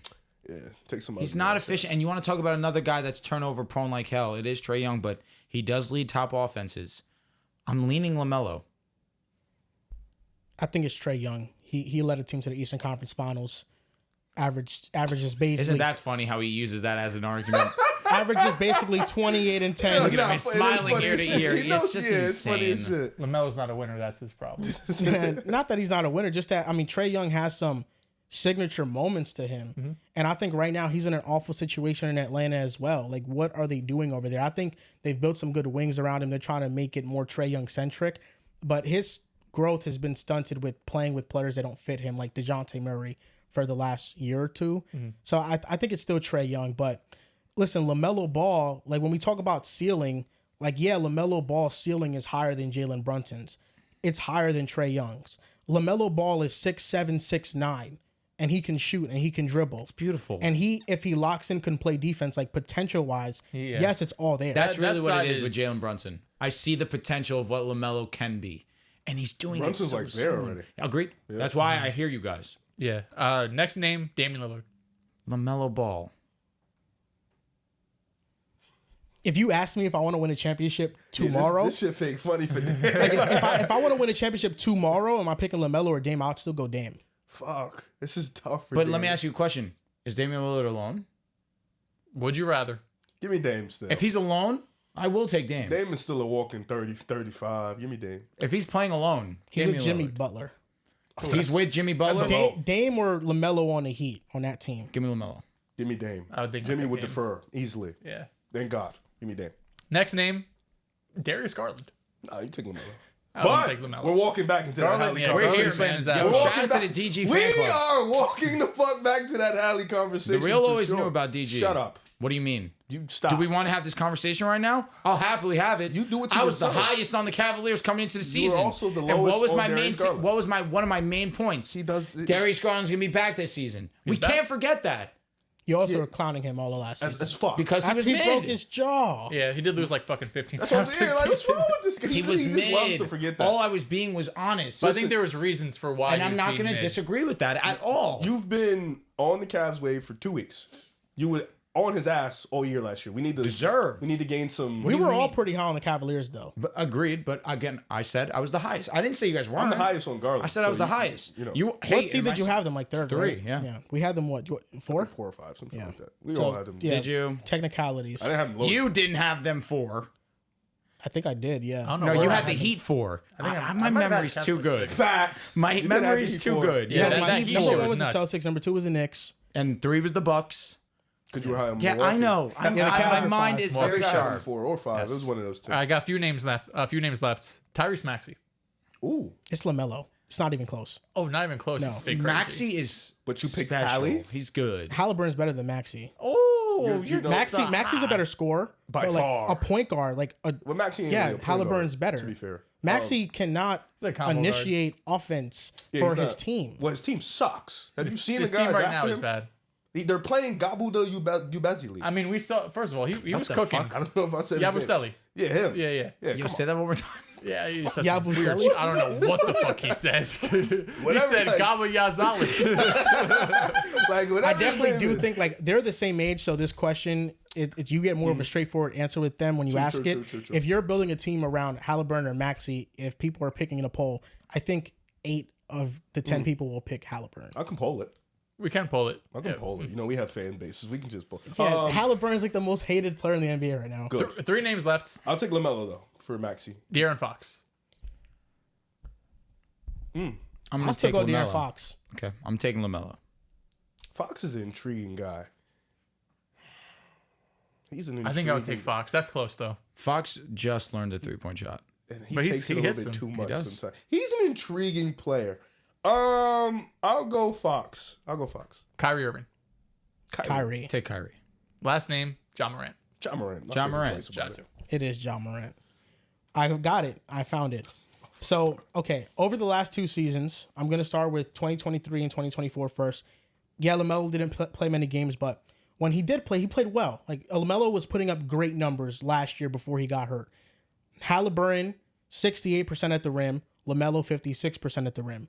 Haliburton, 54% from mid-range. LaMelo, 44% from mid-range. This is just last year. This is last year. So this is a full season of Haliburton and like a sample of LaMelo. And Haliburton, 37% from 3. LaMelo, 36% from 3. This is according to Cleaning the Glass. In 2022 and 2023, the year before, Haliburton, 67% at the rim. LaMelo, 54%. Haliburton, 47% from mid-range. LaMelo, 37% from mid-range. Haliburton, 41% from 3. LaMelo, 38% from 3. Haliburton has been more efficient at all 3 levels than LaMelo over the last 2 seasons. LaMelo has been unhealthy. He's still put up great numbers, and I don't think it's fair to measure Haliburton's last 2 seasons versus LaMelo's first 2, because then it's just a clearing. I mean, LaMelo was in his first and second year. So he has to stay healthy.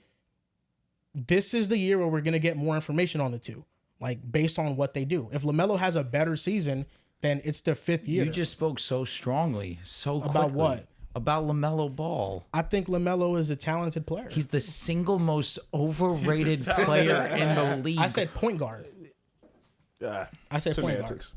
Like, I bro, ain't say a it's one player. of the strongest statements made this offseason. LaMelo still is only shooting 52% from the rim this year.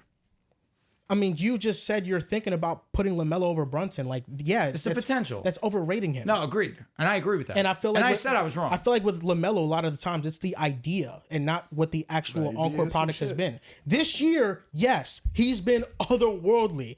but when he's the been on other the court, seasons- he's been amazing. When Yeah, he's been on the he's court, been- he's been amazing. But he hasn't been as good as these guys, and I feel like he gets pushed over and guys that he Tyrese shouldn't get pushed Haliburton's over. living off 2 months. Well, these numbers are from the entirety of the season. But also, his shot diet is not a lot of mid-range. So mentioning the mid-range, it's fair because it pushes an agenda. This guy really doesn't take mid-range shots. Okay. And then the 3-point shots where, yes, Tyrese is more efficient.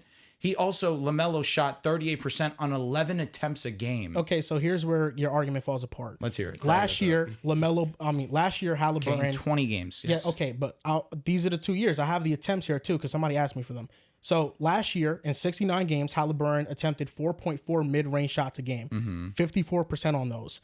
LaMelo attempted 4.9 mid-range shots a game, 44% on those. I mean, it's a 0.5 difference. They're enough. attempting the same mid-range shots, 20 games, and fair Haliburton enough. is more efficient. And then the year before, where Hallie played 56 games and LaMelo played 36 games, Haliburton 3.8 attempts from mid-range, 47%, and LaMelo 37% from mid-range, 5.1 attempts. Okay. So 1 attempt more, but it's not like a huge difference. And at the rim, Haliburton last year, 3 attempts, LaMelo 5.2 attempts.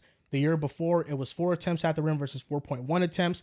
And then from 3, LaMelo last year took 1.4 more threes, and then the year before he took like 3.5 No, I know. more threes. The 2 years ago, he shot 11 attempts. Yeah, but these like their attempts from these areas are pretty similar. Like LaMelo is naturally going to have more shot attempts than Haliburton because Haliburton is more of a passer than a scorer, and LaMelo's going to have more attempts. But their attempts are relatively similar, and Haliburton's been more efficient. I just feel like Haliburton. I mean, he's the single most like hated player in the league right now. I think people think he's corny, whatever it is, but just talking about his game, like he's a great player. He's in a slump right now. He's figuring it out. I think he's gonna be fine. How many light-skinned guys in the NBA are like not hated? Steph Curry? Is he the only one? I hate him. Like for a while, Steph Curry was hated, but now he's loved. The better question is, why do people hate Haliburton? Oh, I can answer that. What's your Because answer? people compare him to Steve Nash. Because you guys, no. Riv did it, and then everybody fucking started hating. No. What we're not going to do is forget why we hate Hallie. We don't ever forget why we hate players. What happened was Haliburton came in last year, and he started the year off really strong. Then he had like a month or two stretch of him putting up like 25 and 12. It was like some insane shit on some absurd shooting numbers. And you guys were pushing him into some nasty ass conversations. Then when he got hurt, and I think it was a hamstring, right? It was a hamstring, and a fucking hamstring that lasts 12 fucking months. You guys kept blaming it on the injury. We were like, nah, maybe he's just not playing well. Then the playoffs happened. He was whatever in the playoffs. Then last offseason happened. Well, then this coming season happened. And he looks like he hasn't improved his game. Like nothing has improved. He's just not hitting shots. So, but the hate comes from you guys were putting him in like top 5, top 3 conversations because of like 2 months of basketball. That was it. Listen, I'll give him the benefit of the doubt. Those 2 months were awesome. He was out of this world. He was a top 5 point But guard. it fell down to fucking earth quick. But the thing is, though, I think the misconception is that although those 2 months were great, like extraordinarily great, It was ridiculous. after those 2 months, it's not like he was bad. He just wasn't that. But he was still a great player. No, he had some days. He had some weeks where He has some bad games it for was sure, bad. but like the playmaking was never stopped. Like it was just scoring. the entirety of the season, he averaged 20 and 11. Oh, what was it 20? Yeah, 20 and 11, and his efficiency was still amazing. What was his Drew? You love to do this. What was the stats from January after? oh, dude, That's what I was just looking. January he averaged 18 and 12. February 16 and 9. March 17 and 9. April 19 and 10. So it really what was carrying him. True shooting percentage. He was at November 69% true shooting percentage. ridiculous. Then month by month, December 59%, January 56%, February He up had to a Jalen Green 60%, month. March 54%, April 63%. But if I mentioned Jalen Green, like, yo, it was His 1 April month. runs was movie. And then in the playoffs, Haliburton averaged 18 and 10. Yeah, I actually like don't no, remember. not the same level, obviously, but I think more so what those months showed is that okay, like Haliburton at his very best can one day maybe reach this, but I don't think he's there yet, and he has to manage I don't think his a month injury. Can tell you what you can reach in a full capacity season. Like we just meant, like what he really is that 18 and 12. It was like 1 to 2 months. Yeah, I just Was don't. it I not? think as a playmaker, he'll still be one of the best playmakers in the NBA. Facts. But I just don't think he's going to be a 25 Yeah, point like per he game names you scorer. January, February, March, April. He was an 18 to 19 point per game scorer. That's probably what he aren't is. we judging LaMelo's season by how he's starting out the season right now? But I think LaMelo can be like he could lead in scoring. Like I think that's in the realm possibility for him one day. Yeah, I don't think Haliburton's a scorer though, but can Haliburton like average 25 and 11? I think For a year, it's don't know. possible. For he a just season, doesn't yeah. have the toolbox for it. It's gonna be hard. He just for him has to average hit his 25. threes. Brother, he can't get past a good defender. But right now the main problem He is that he dribbled to can't his shoot left and his it went three. out of He can't shoot bounds. threes. No. His problem is if it's not a mismatch, if it's not a big man, he literally cannot go get a bucket. I feel like that's the entirety of the league. Like there are some For players guards? that are better than that for sure. Haliburton last year in isolation, he averaged 1 point per possession on isolation possessions. He was still one of the better isolation players, but I mean, isn't that the whole league right now?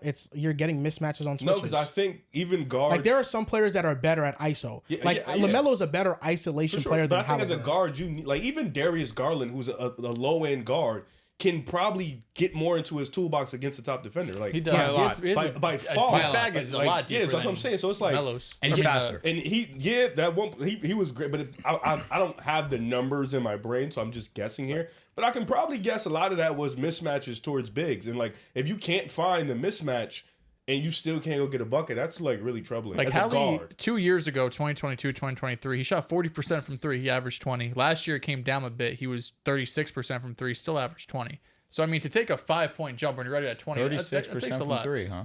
Last season, That's the biggest Supposed issue. to be Mr. 50, 24%. Yeah, that's the biggest issue for Haliburton right now, in my opinion, is his threes are just not falling. Like, they're just inconsistent right now. That's the biggest issue. If he hits 1 or 2 more threes a game, that's like you're averaging 5 more points a Bingo. game. He should love Jason Tatum. That's been his bread Tatum's and like butter, though, for 36. like, It has, which is in the it's league. weird right now. So he has to figure that out. But no, like I think, yeah, Haliburton, even with his production taking a downward spiral after that hot start, like he still led the league in assists. He still averaged 20 points per game on the sure, no, season, he's- and he led one of the best I offenses would in the never NBA. say nothing negative about his playmaking. Like as a passer, like I'll make jokes about his jumping up in the air real high and throwing passes. That shit's hilarious. But for the most part, I'll never like. It's really just because as a guard, now you need to be a scorer as a guard. Like Brunson, Ja, SGA, Steph, Luka, like Derek White. These are. He always does this. These are top end guards that he are not like cook? these. Derek White's not a scorer. He's one of the most efficient players in the NBA. Okay, but he's not a 20. These are 25 point per game Give scorers. him a Dehls. team, he could But score here's the 20. thing, Riv, is that like Haliburton is not that, and he's still averaging 20. Like 20 is if fine. he improves marginally, that can Yeah, be much better. that's what I'm really like. I'm saying you have to like to be in that upper echelon. Like even Trae Young, he's in there but not in there. But sometimes he is and he isn't. That's a 25 point per game score, like 25 and 12. He's also shot chucking, and that's not a bad thing. Dirk Like White's Trae averaging Young needs to 19 do that. I believe it, but we're talking. Listen, about, but there You better 19? fucking respect him. 19's nuts. is it, 19 when you're the Derek fourth White. option. brother? Pritchard's averaging 16 right now. Yeah, He's cooking. he's that fucking dude. Yeah, like You just have always slept on Derek White. I think that's Derek why White it's averaged bothering 15 me. last year. Yeah, but it was like we're talking about 25 point per Yo, game. scores. Derek Who White or brought up Tyrese Haliburton? Yo, come on. Derek White. I think I'm just in a stage where like I watch Haliburton Their and I bags are think he should similar. be more aggressive. I agree. Like I think there's moments where he honestly, should like- hunt for his shot more. I agree. Crazy. But now like I'm kind of just coming to the terms with like, okay, maybe that's just the player he is. Like maybe he's just a pass. I mean, he's still really young as shit. That's why. Yeah. So I don't think if I'm an Indiana fan, I wouldn't want him to I want him to continue to keep improving. Me He's still too. young. You really want an answer? I'm asking. Come on. But the thing is, if Hallie can't become a 25 point per game scorer, can he be the best player in championship team? No, I don't think he ever is going to be that though. It's hard for a guard to do it anyways. And nobody right now outside of SGA, Luka, Steph are that, and I- will be that. And We don't like- even know if some of those Wait, what guys about? are. Wait, what's the question? a point guard being the best player on a championship team. He You don't needs think like Brunson can do it? No. he needs like a wing guy. Like if he was with Tatum, dope. Yeah, no shit. Or something. Tatum's Dope. fine. Well, is that because he's not capable, or is it because of the pieces around him? I just think No, it's a little just big of funny. both. You just You know what I mean? Like I feel like The guy's Jalen telling Brunson the has the truth. talent. Don't know what you're laughing Like at. you swap honestly. SGA and him, I feel like he could be the best player on a championship team. I don't think Indiana would be a championship. Yeah, No, but then you I'm got Derek saying White and Drew and OKC. Brunson. I'm just saying, best player on championship. We put Oh, no. SGA there. If Hallie was in OKC. I'm not talking about Hallie. I'm Talking talking about about Brunson. Brunson. Oh, I'm sorry. If Brunson was Because in I Indiana, asked, can Brunson be the best player on a championship team? But then I said, not on Indiana, on OKC. Here's the thing: in order to maximize Jalen Brunson, he has to play like Luka. He's a mini Luka, in my opinion. Like and he plays. is also a key component to that defense.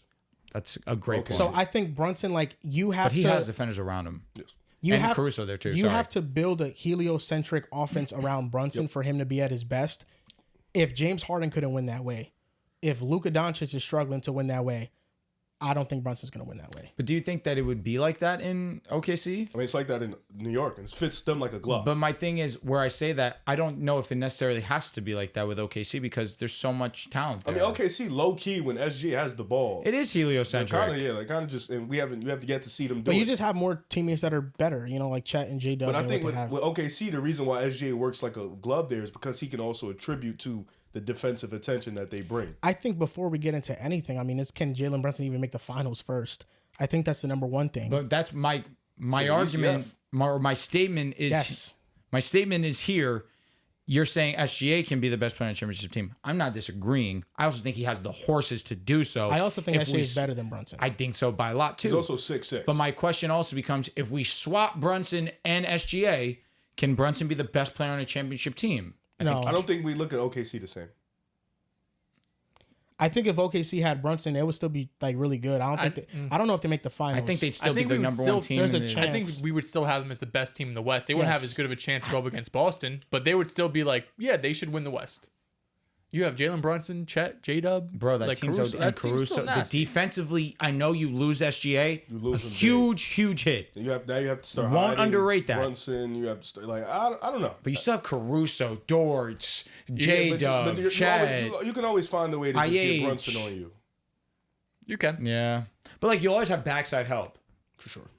But then that breaks, it's like a weird hypothetical. But it's always defense is a lot of rotations too in that regard too. Like SGA being able to be 6'6" and be like not even the shortest in his lineup, like probably one of the tallest in his lineup, being able to, get into the mid range, run that offense. It's just like the team is like not fit perfectly around, but it's fit great around themselves. Let me ask you a question. Yes. Who has a better chance to be the best player on the championship team? Jalen Brunson or Donovan Mitchell? They're probably like similar. Yeah. I'd put them in the same I don't conversation. know if either of them are going to be clear cut best player on championship team. You Put probably need another guy that's on their level or better. I would put them in the same conversation because I think Donovan is a slightly better playmaker. At the same time, we know what he is as an offensive player. Brunson just busts Donovan's ass in the playoffs. They're both just undersized guards. So, you know what I mean? Like, And Donovan's more athletic. He really. is. yeah. Donovan is OD. I think stronger. Jalen Brunson is more efficient. Like Is in Donovan those- stronger? Low key. I only range say that areas. because I think Brunson's such Brunson's a. more thick. I feel like that's why I would say he's stronger Because he's got because post-game, Donovan's more yeah. athletic. Yeah, Donovan, I don't know. Donovan be moving people. That's why I don't know. Maybe I'm tweaking, but I know Brunson's more thick. But Donovan is like in terms of athleticism and the build. Maybe he has, I'm mixing tough and strong because they're both tough as Brunson shit. Yeah. because he doesn't have that vert. He doesn't In have the that. post game, he looks a lot stronger. But that's the thing is like Brunson is in that tier, in the Mitchell tier, and I don't know if Mitchell could be that. So that's why I think it's tough. It's no shame to it. He's 6'2". We've only seen Steph, IT, Chauncey Billups. That's it. That's it. Maybe I'm missing Bob Cousy. How tall was he? I don't know. AI went to a championship. He Didn't went, win. but that was Helio in the East. Respectfully, was trash. Let me ask you guys something: is there any way OKC could beat Boston? Like they're off to this historic start, 7-0. They've won about the wrong team. every game by 10 points.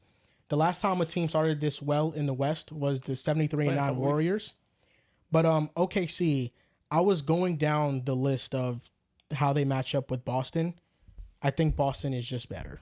I think Boston's just a more mature version of them right now. Like getting Hartenstein and Caruso obviously speeds it up. You got two vets who are basically they're at their peak, right? I think SGA is probably like 90% there. He probably has still some room to grow, but J-Dub and Chat still feel like are so young that this isn't the best version of them. So it would be really impressive if they were able to get past Boston at their core still being at such young an age. But in a couple of years from now, when you have J-Dub and you have Chet, closer to their prime, they're more seasoned, they have more playoff games under them. I see that as probably a more fair matchup. But what they're doing right now, especially on the defensive end, it's hard to ignore. They're doing this without Hartenstein, right? And this is with SGA. The first few games still isn't really playing up to SGA's level from like an efficiency standpoint. He's still giving you the Shooting 30, but fucking threes. yeah, the efficiency numbers have not been like the 50-40 that he's given us over the last couple of seasons. But they're the best team in the West to me. Like this is why coming into the year, championship or bust whole argument we got into.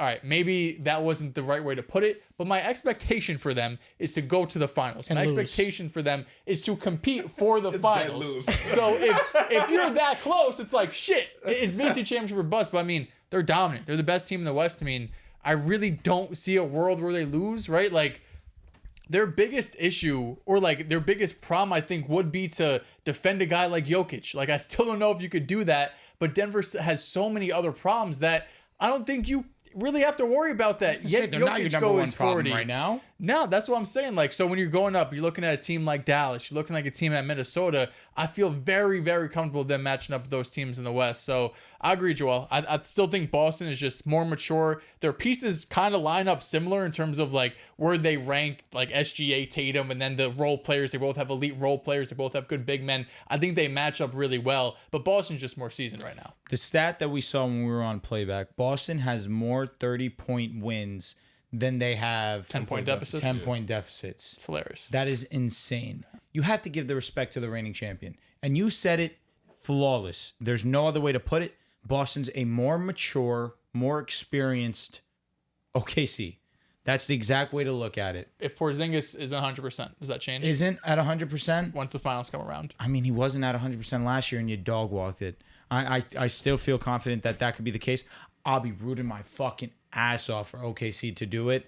They have great versatile defenders. They have great versatile scorers, I should say, too, really. And then Chet now, with the way that he's improved his offensive game, that is really could be the deciding factor in that series versus Boston, because they have defenders that they can go and throw on Jason Tatum. They have defenders that can go and throw on Jaylen Brown. But then we're not talking about Drew. We're not talking about Derek. And I know that obviously Caruso and Shea can go out there. Even Kaysen in some minutes can go out there and defend at a high level.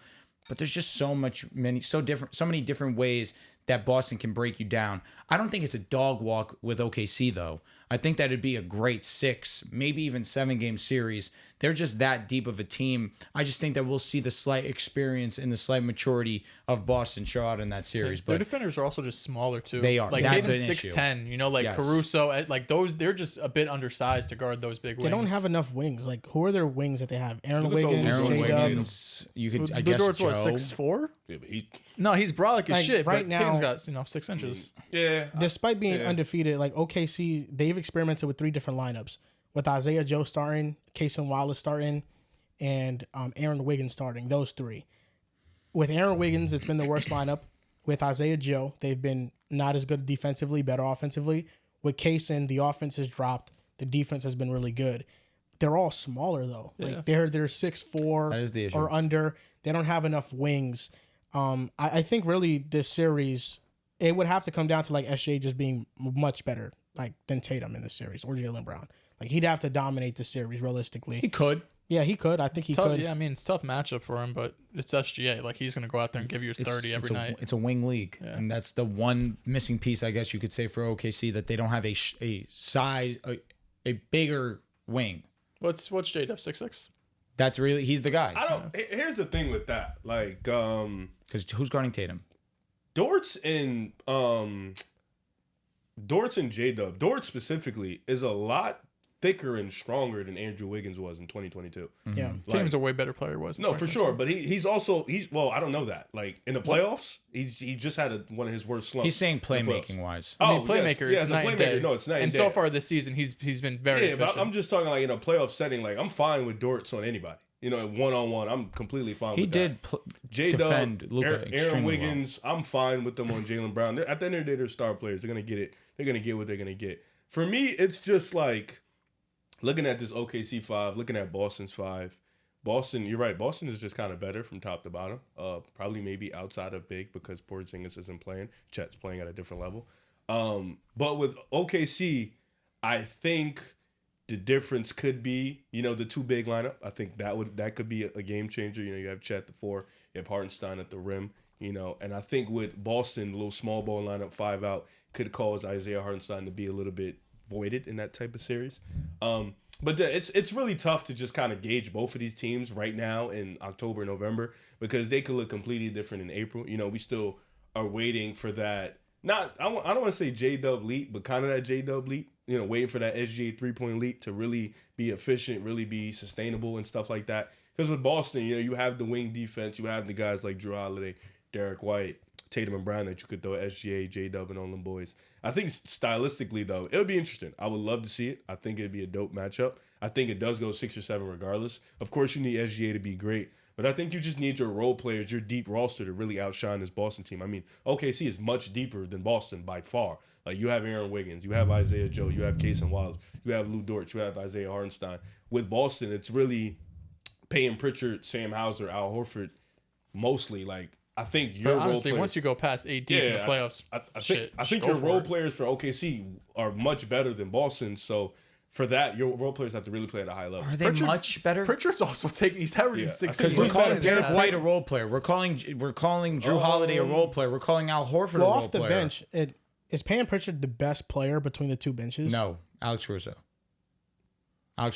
Is it like a clearing? I think that's a conversation. Brother, what? I mean, if you're Payton going up Pritchard's right averaging now, 16. Okay. I mean, he's in the 6th man of the year conversation. He might win 6 man of the year. oh, Spends okay. that stuff. I mean, if we're I going mean, up 2 weeks, yeah, sure, Caruso's better, but also Jesus like Christ. is he a lock to come off So the you bench? hate Caruso now because I like him a lot? I don't hate Because Caruso. I allegedly overrate him, I should say? I just think that Caruso's a very good role player. He's he's a high level role. No, he is. I think Payton Pritchard is also a high level role player. you thought that before 2 you weeks just ago? told us about Hallie. Don't overreact to 2 weeks.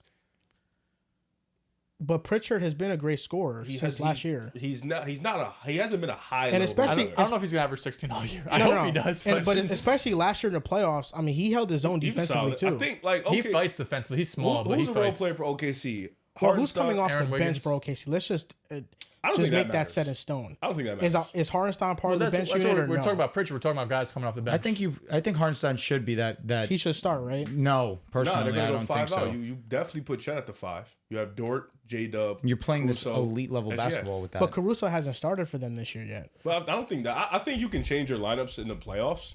And I think if they're experimenting with those 3, they'll probably experiment eventually with Caruso. But if they don't, you probably start Isaiah Joe for more spacing.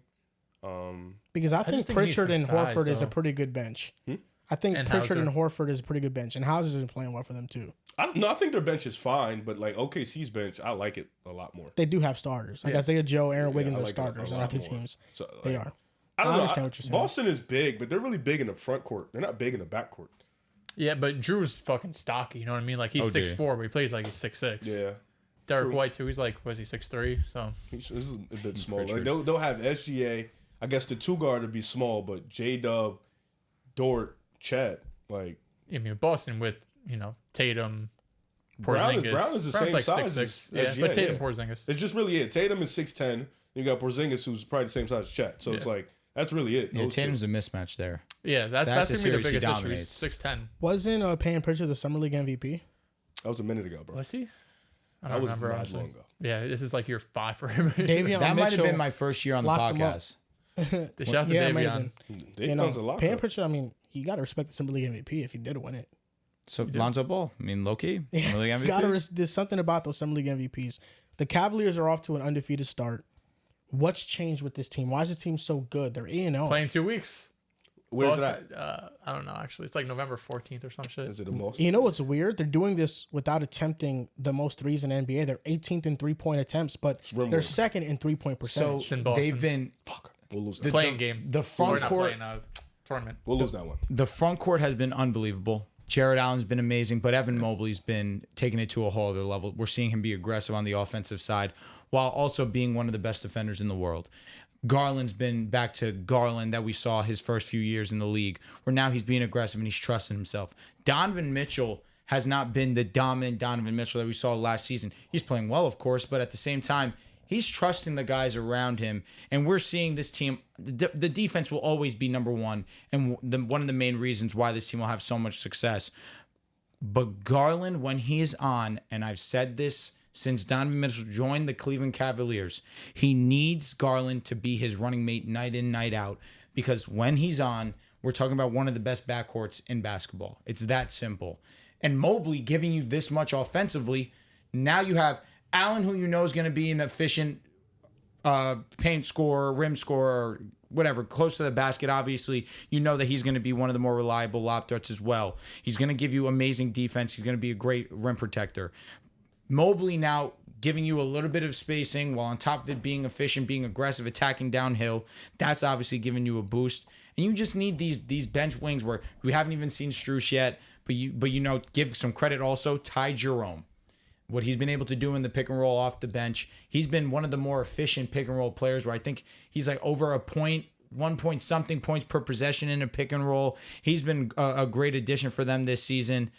We're seeing this all come to fruition for the Cleveland Cavaliers. Give a lot of love to Atkinson. But again, I feel as if we're just seeing a different level from Mobley and Garland right now, and it's translating to winning basketball. Yeah, I mean, it's a lot of internal growth, right? Scared, bro?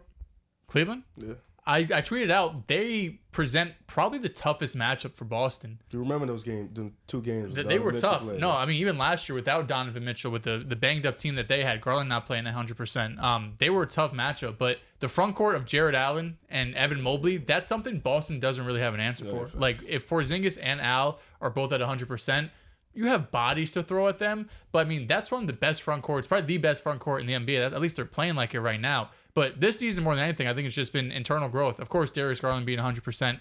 And Evan Mobley, I really think how Kenny Atkinson is utilizing him offensively. They're doing a ton of inverted pick and rolls where you have Mitchell or Garland or one of these, wings being the screener and Mobley's playing off of that. That's unlocked a lot with this offense, right? You see, first of all, everyone on the team is shooting their ass off. They're shooting as a team 41% from three, so they're 18th in threes, but I wouldn't be surprised if they're like number 1 or 2 in terms of percentage. But Isaac Okoro, Karis LeVert is playing great, all shooting at a high clip. We were talking about Dean Wade the other night. Like, all of their role players have been stepping up as well. I think the coaching change has been one of the biggest improvements. JB Bickerstaff, I think it goes hand in hand, right? Evan Mobley just naturally growing as a player, but I also think Kenny Atkinson giving him the ability and the freedom to run sets offensively, to initiate offense, to take the ball up when it's coming out. I think that's giving their offense just a bit of a different look. And then defensively, we know how scary this defense can get when you have Jared Allen, you have Evan Mobley. So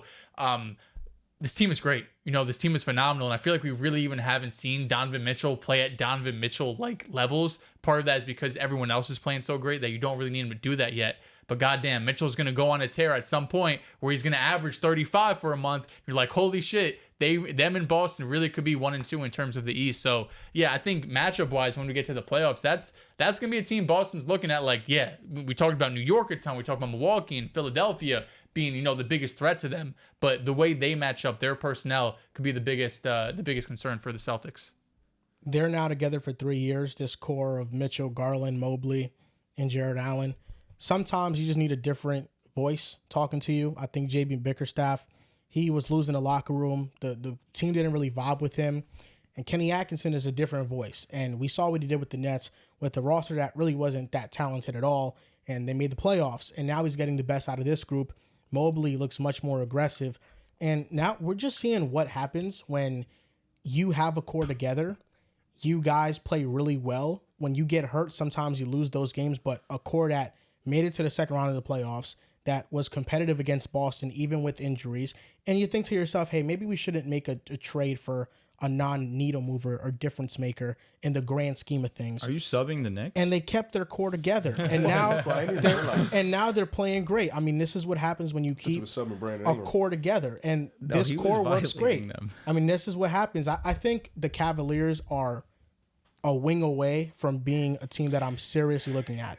Like, if they can manage to get if they can manage to get Cam Johnson from the Nets, that'd be cool. I think that'd be perfect for them. 25 mil. I don't know how the hell. What about DFS? Go cheaper. I think DFS, you can't rely on him to shoot. I think DFS, he's not the same defender. If the move is DFS, you don't make that move. You have Dean Wade. Probably be cheap though. That's more. I trust Okoro's development. Like, I'm cool with Okoro. No, I'm over DFS. Yes, cool I think with Okoro's Okoro, better Strus, defense. and Wade. Okoro's given us basically a season of this. Like, we're here. What? You said us. Giving us like viewers. Like, he could shoot. It was an honest mistake. He's a Celtic. I'm not He said he was a Demas guy though. I fuck with Mitchell for sure, but I mean, the Cavs' lowest value, Garland's coming off his worst season. Evan Mobley, you got him in talks of, is he going to develop anymore? And the Cavs are like, yo, we trust our development, we trust our coaching staff, we trust the players and their character. We're going to let them ride out, and they're playing well. I think aggressive is the most important word of it all, because I think, like, fuck the numbers. Just watching them. They've been more aggressive. Garland's been more aggressive in getting to the rim. Mobley's been aggressive in the transition. He's been aggressive at attacking mismatches. Just in the post. I mean, there's times in the post where last year, a lot of the stuff he did would have been to travel. He'd have lost the ball. Now he looks more strong, physical. He's going through people's chests. Whoa. So I think, like, the word aggressive has just been so big with these two young players because, we mentioned, like, last year, Garland had the broken jaw. He was scared to go to the rim. He was scared of contact. Now he's just free-willing, flow, playing with his ways. And I think this team, Donovan Mitchell, really, I think just because they're beating teams so quick and so fast early in games where he doesn't really have to sit here and give you 30 to 35 to 40 points. You have Garland going on his explosions. Donovan Mitchell have his little runs. Even Jared Allen getting a little taste of the sugar. He's getting in there. He's scoring his buckets, did his little hook shots, getting his dunks on. So this I do agree, though. I think that wing spot is really going to hurt them, potentially. I memean, D Wade's been solid for them. Isaac's solid in spot minutes. Max, when he comes back, he's pretty solid. Sam Murrell of the bench has been good for them in the three-point shooting department. Karis LeVert, I like as a six-man. You can't really start him, but I like him as a six-man. And I think this team provides a shit ton of just – we were talking about it earlier in the show, how teams are upping their three-point shot attempts. I think this team gets the perfect blend of good shot attempts, like good three-point shots.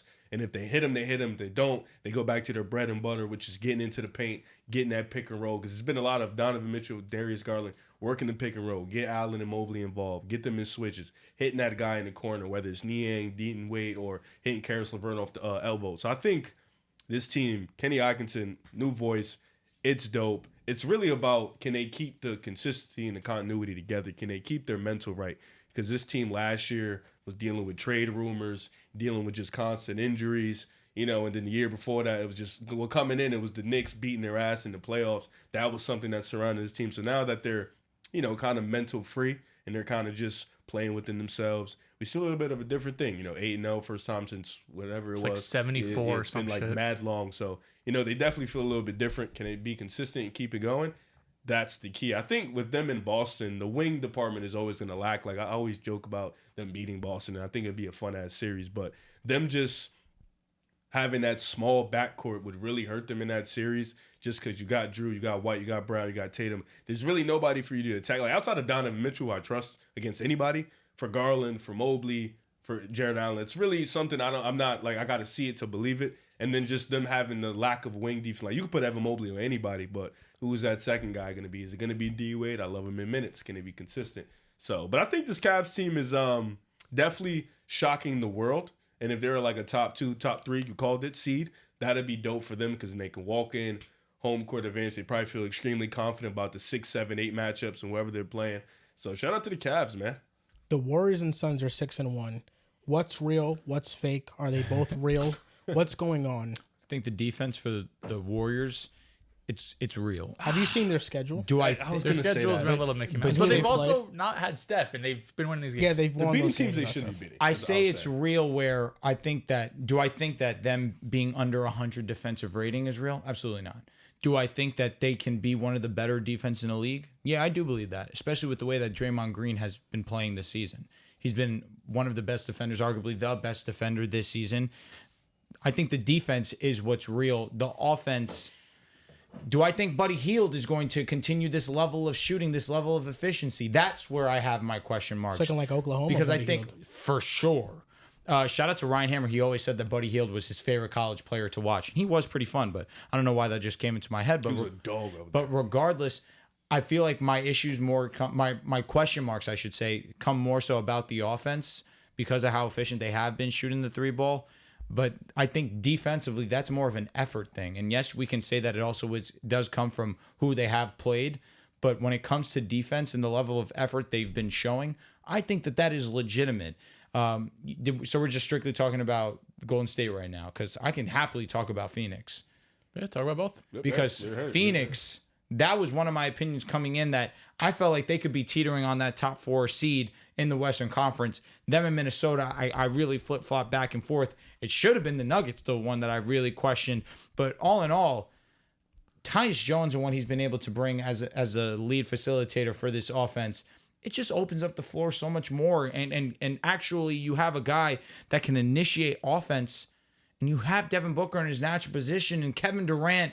And I thought it was funny because we always, let me not say we, but a big talking point on Kevin Durant's game is that he doesn't attack. He's not a downhill type of player.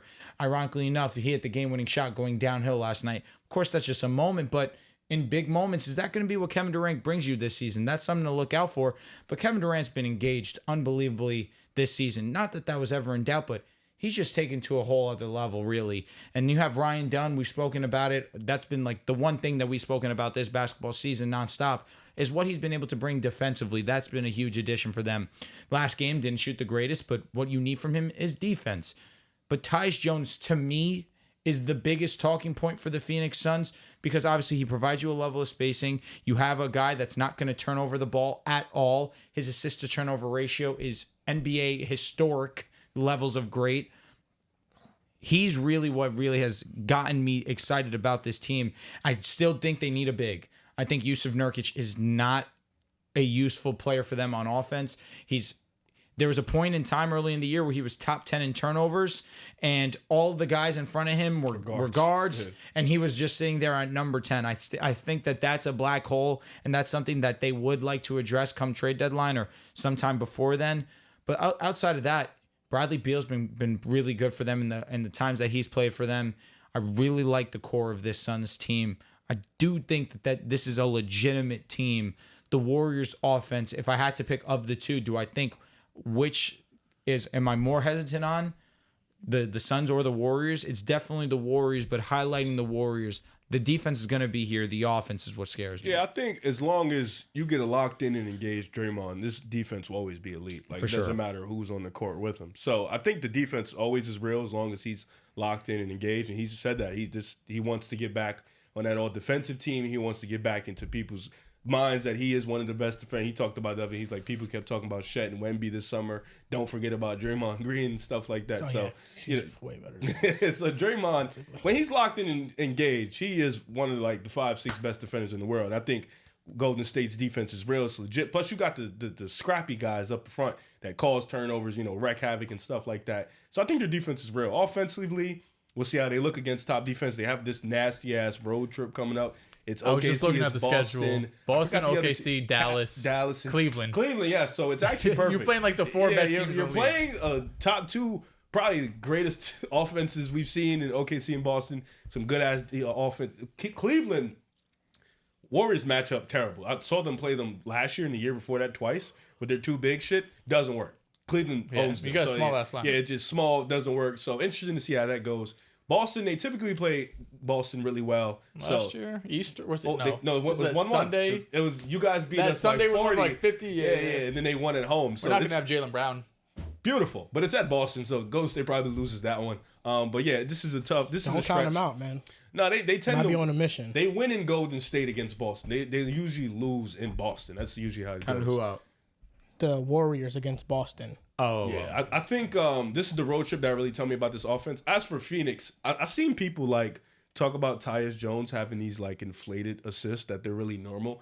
And I don't think that shit's funny because there's one I saw on Twitter. He did pass it to Booker. Booker made like 6 different moves and hit a minions like assists for Tyus Jones. People don't understand how important it is to have a point guard that's just good at not turning the ball over and just being a communicator and being able to slow things down and tell people like, yo, this is the set we're gonna run. Yo, let's be consistent. Let's just get the ball in our best players. And like some people just want a simple person, like a simple point guard that just really doesn't turn the ball over. And that's really important for a point guard to not turn the ball over. I know we have these high-end guards that turn the ball over at a shit ton rate, like Ja, Trae Young, LaMelo, but they have the ball all game. Like naturally you're going to turn the ball over. So for a point guard of Tyus Jones to not turn the ball over practically ever, that's really important, especially for an offense that would love to have all their possessions at Devin Booker and Kevin Durant's hand. I think what's holding this team back is going to be the big man. I think that's what's going to hold this team back. Not having that reliable defensive big that can really help them in these matchups against bigger or stronger teams. Not being able to, or being able to save Kevin Durant for the playoffs and not having them way out and drag on at the 5 or the 4 throughout, the regular season where you shouldn't need him to play that. I think that's really what's holding them back. So I think both of these teams are in a situation where they're not real, but they're not necessarily fake. I think Golden State is exceeding a little bit of expectations. It could be real in the sense of maybe be a playoff team. I think for Phoenix, our expectations coming in was the roster's nice. It's cute. Maybe they can, be above a 6 seed, be above a 5 seed. I think maybe they can get to that, but it's really going to be interesting to see how they address that big man situation at the deadline. So I'm not all the way real on it. I'm not all the way fake. I'm a little bit more optimistic on Phoenix because I think for Golden State, what's always going to hold them back is that lack of a second creator. I think Buddy Hield's been playing at an amazing level, but I don't know how long it's going to sustain. As for Phoenix, it's just that big man thing. So I think there are certain aspects about these teams that are real, like what Riz mentioning. I think what's real for the Warriors is their defense, and I think their bench is real. I think it's one of the best benches in the NBA, and that alone can keep them afloat in the Western Conference and in the standings. You have Buddy Hield averaging 20 off the bench. You have Kuminga averaging 13 or 14 off the bench, and he's not even off to his hottest start. AirPods is also coming off the bench. You have 50 points coming off your bench, and your offense, if they're playing great defensively and they can stay afloat with the Steph minutes, then you have a bench that can rout other teams. That's just as simple as that. With the Suns, the Tyus Jones conversation is interesting. I think they needed a point guard. They just needed somebody to just get the fuck out of the way and just give it to Devin Booker and Kevin Durant. And is that the hardest job in the world? No. I think there are two really answers when it comes to the Tyus Jones thing. Number one, he's on a minimum salary. So really, you shouldn't even expect too much. Like, you shouldn't be like, oh, he's not averaging 15 and 8. Wow, that's a loss. Like, he's a minimum player who's a starting point guard for you. The conversation really came from the fact that, like, Tyus Jones doesn't create advantages with his assists. And that's true. Like, Tyus Jones isn't breaking down defenses. He is not, drawing two to the ball and then kicking it out for open threes. That's not his job. What he's doing is Mike Budenholzer calls in a play. Tyus Jones stands at the top of the key. They run their sets. You have these down screens and pin downs. Kevin Durant comes off of it. Okay, here I'm going to pass it to KD, and then he's going to shoot it. They call those Rondo assists because Rondo was a lot like that, where he didn't really create a lot of advantages on his assists. And sometimes you need somebody like that. You don't want Devin Booker doing that. Yep. That's what he was doing last year. And they failed. You don't want Bradley Beal doing that because he's more of a scorer. Sure don't want KD doing so basically, you need a passer, a pass-first player to run an offense, and that's what Tyus Jones is. But the center problem is huge. The starting lineup, they don't even have a positive net rating. They have a negative net rating, and it's because of Yusuf Nurkic. He's been so bad. He has been unplayable, specifically versus the Lakers. He has been unplayable. JJ Redick runs him off the court whenever they play. He is big, but he can't finish around the basket. He's a good rebounder, but he's very slow on defense. That is going to be their major problem. And if they don't fix that, this is not a serious team. Like, it doesn't matter what they do. This is not a serious team if they don't try to acquire a center out there on the market. Who would you grab? I don't even know. Like, Steven Adams? That's a good option. That's a good option. Like, Rob will be tough. He's just so you can't trust him. There aren't even centers available like that. I think Rob would be cool if he could stay healthy. I mean, Rob's probably your best there. You got 3 centers. They got Kling and 8 and Rob. They're probably gonna want some time. Because you look at the Suns, like, they have 2 players that do similar things. Like Royce O'Neal and Grayson Allen, they do similar things. If Royce O'Neal shoots and defends, Grayson Allen plays that role as well. Grayson's a better shooter. Royce is a better defender. Is Grayson still struggling to shoot? I know to start off the year he just had a great rough. game. If you could try to trade Grayson and Nurkic and get 2 quality good players back, that's a win. Would you take Valanciunas onto the Suns? No. He's a worse defender than Nurkic. He is, but I think they need a defensive-minded player. Defensive anchor type like deal? an Isaiah Hartenstein. I would have said Isaiah Jackson if he didn't tear his Achilles. Yeah, facts. That would have been a cool. Just Isaiah Jackson tore his Achilles. Yeah. Or he tore something. From the Pacers. Yeah, it's like their second big that's out for the year. He tore Wow. something. I don't know if it's Achilles. But I know James something. Wiseman is Yeah, out there. No, he's out for the season. They're both out Wow. for the year.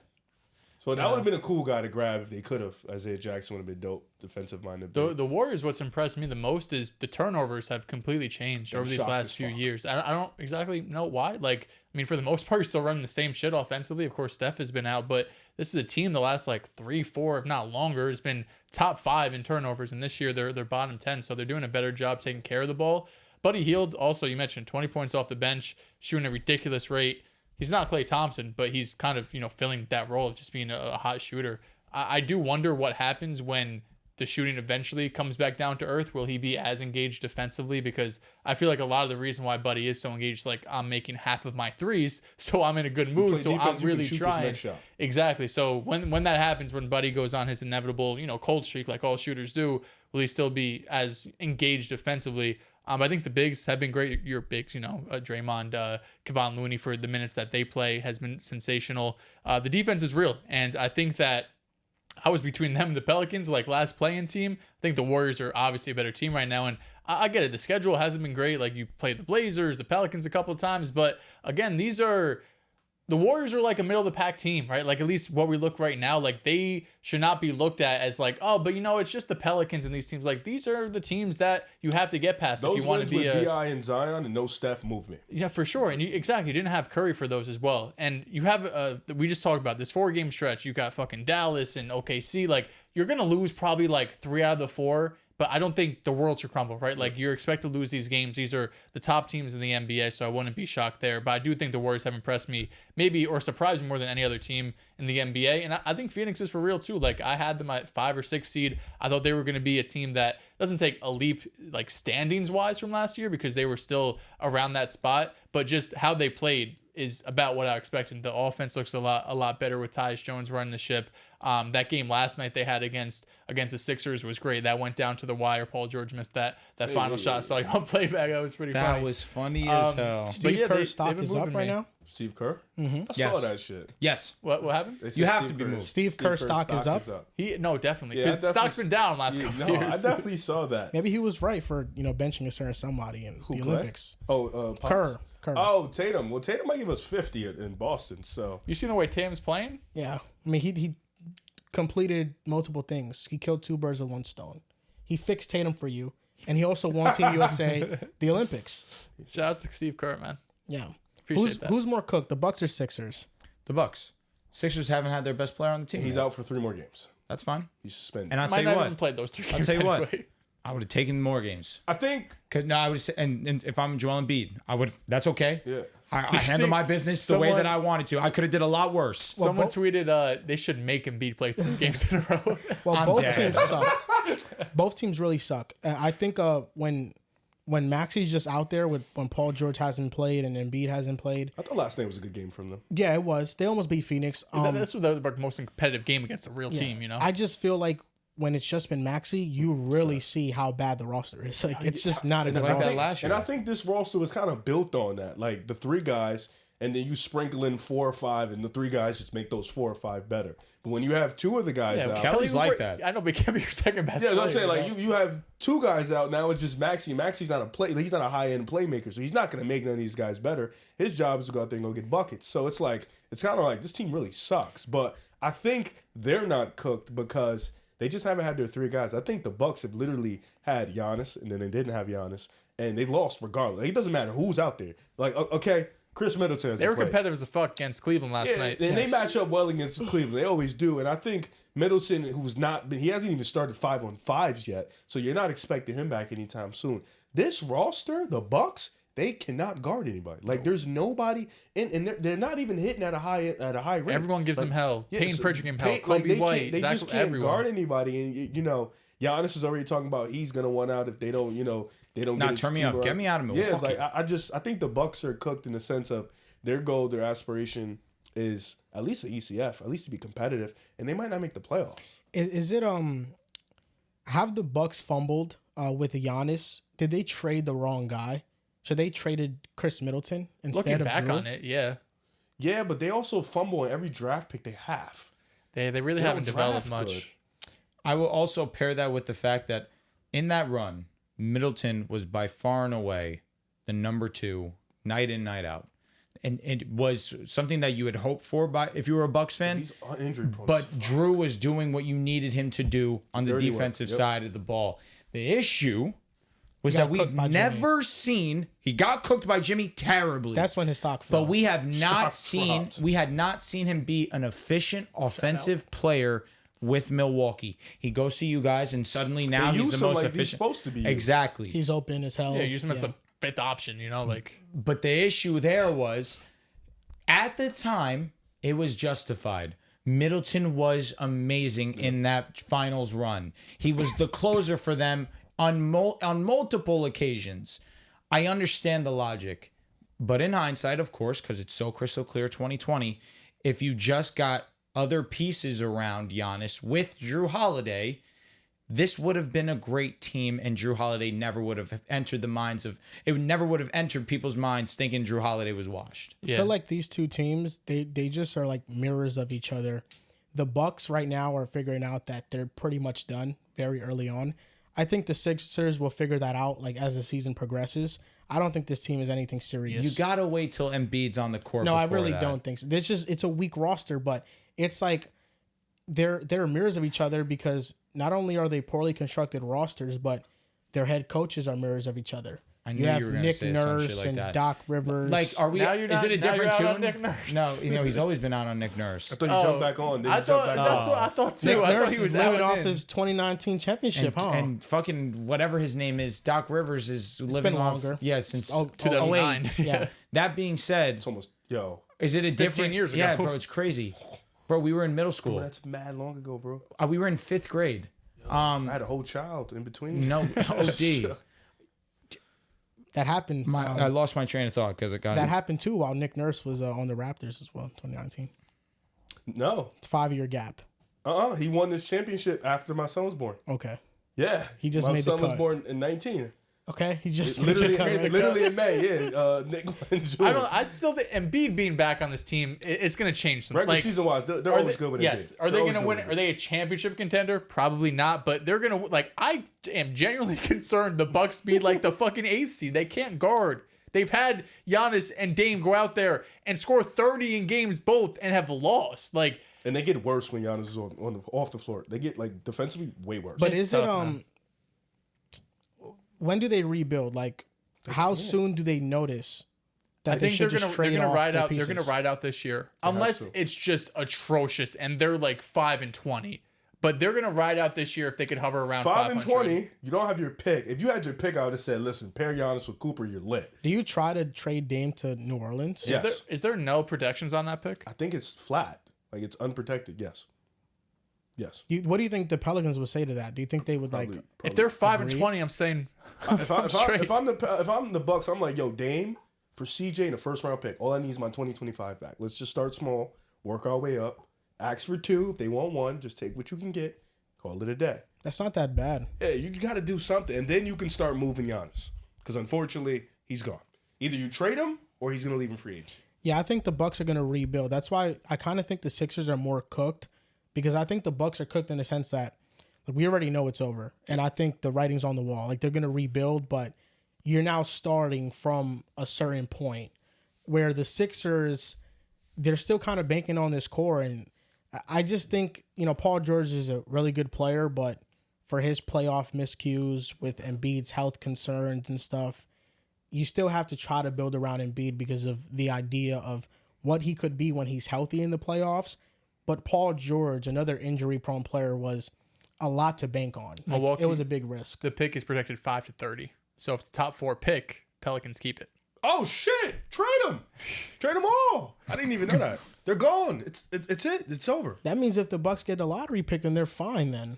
Yeah, they just have to be I out don't of the think top Giannis 4. is gonna wait for that though. So you start sending him. Wow, that would have changed so many things if I knew that. And 2K doesn't have that. I'm dead. It doesn't. It has just This flat. is per Yes. Bleacher Nation, by the way. So don't blame me if it's wrong. My They goodness. updated this on May 22nd. Man. Well, that's going to do it for this episode of the Pick a Side Podcast, episode 424. We haven't given the streets a 3-hour pod in a minute. No, I think last episode was close to it. Okay. Yeah, it was like 2 hours and 50 minutes or something? Like But I 30 remember, minutes? I could have swore we cut out a good amount of it, but you're right. Yeah, this is a legitimate 3-hour podcast.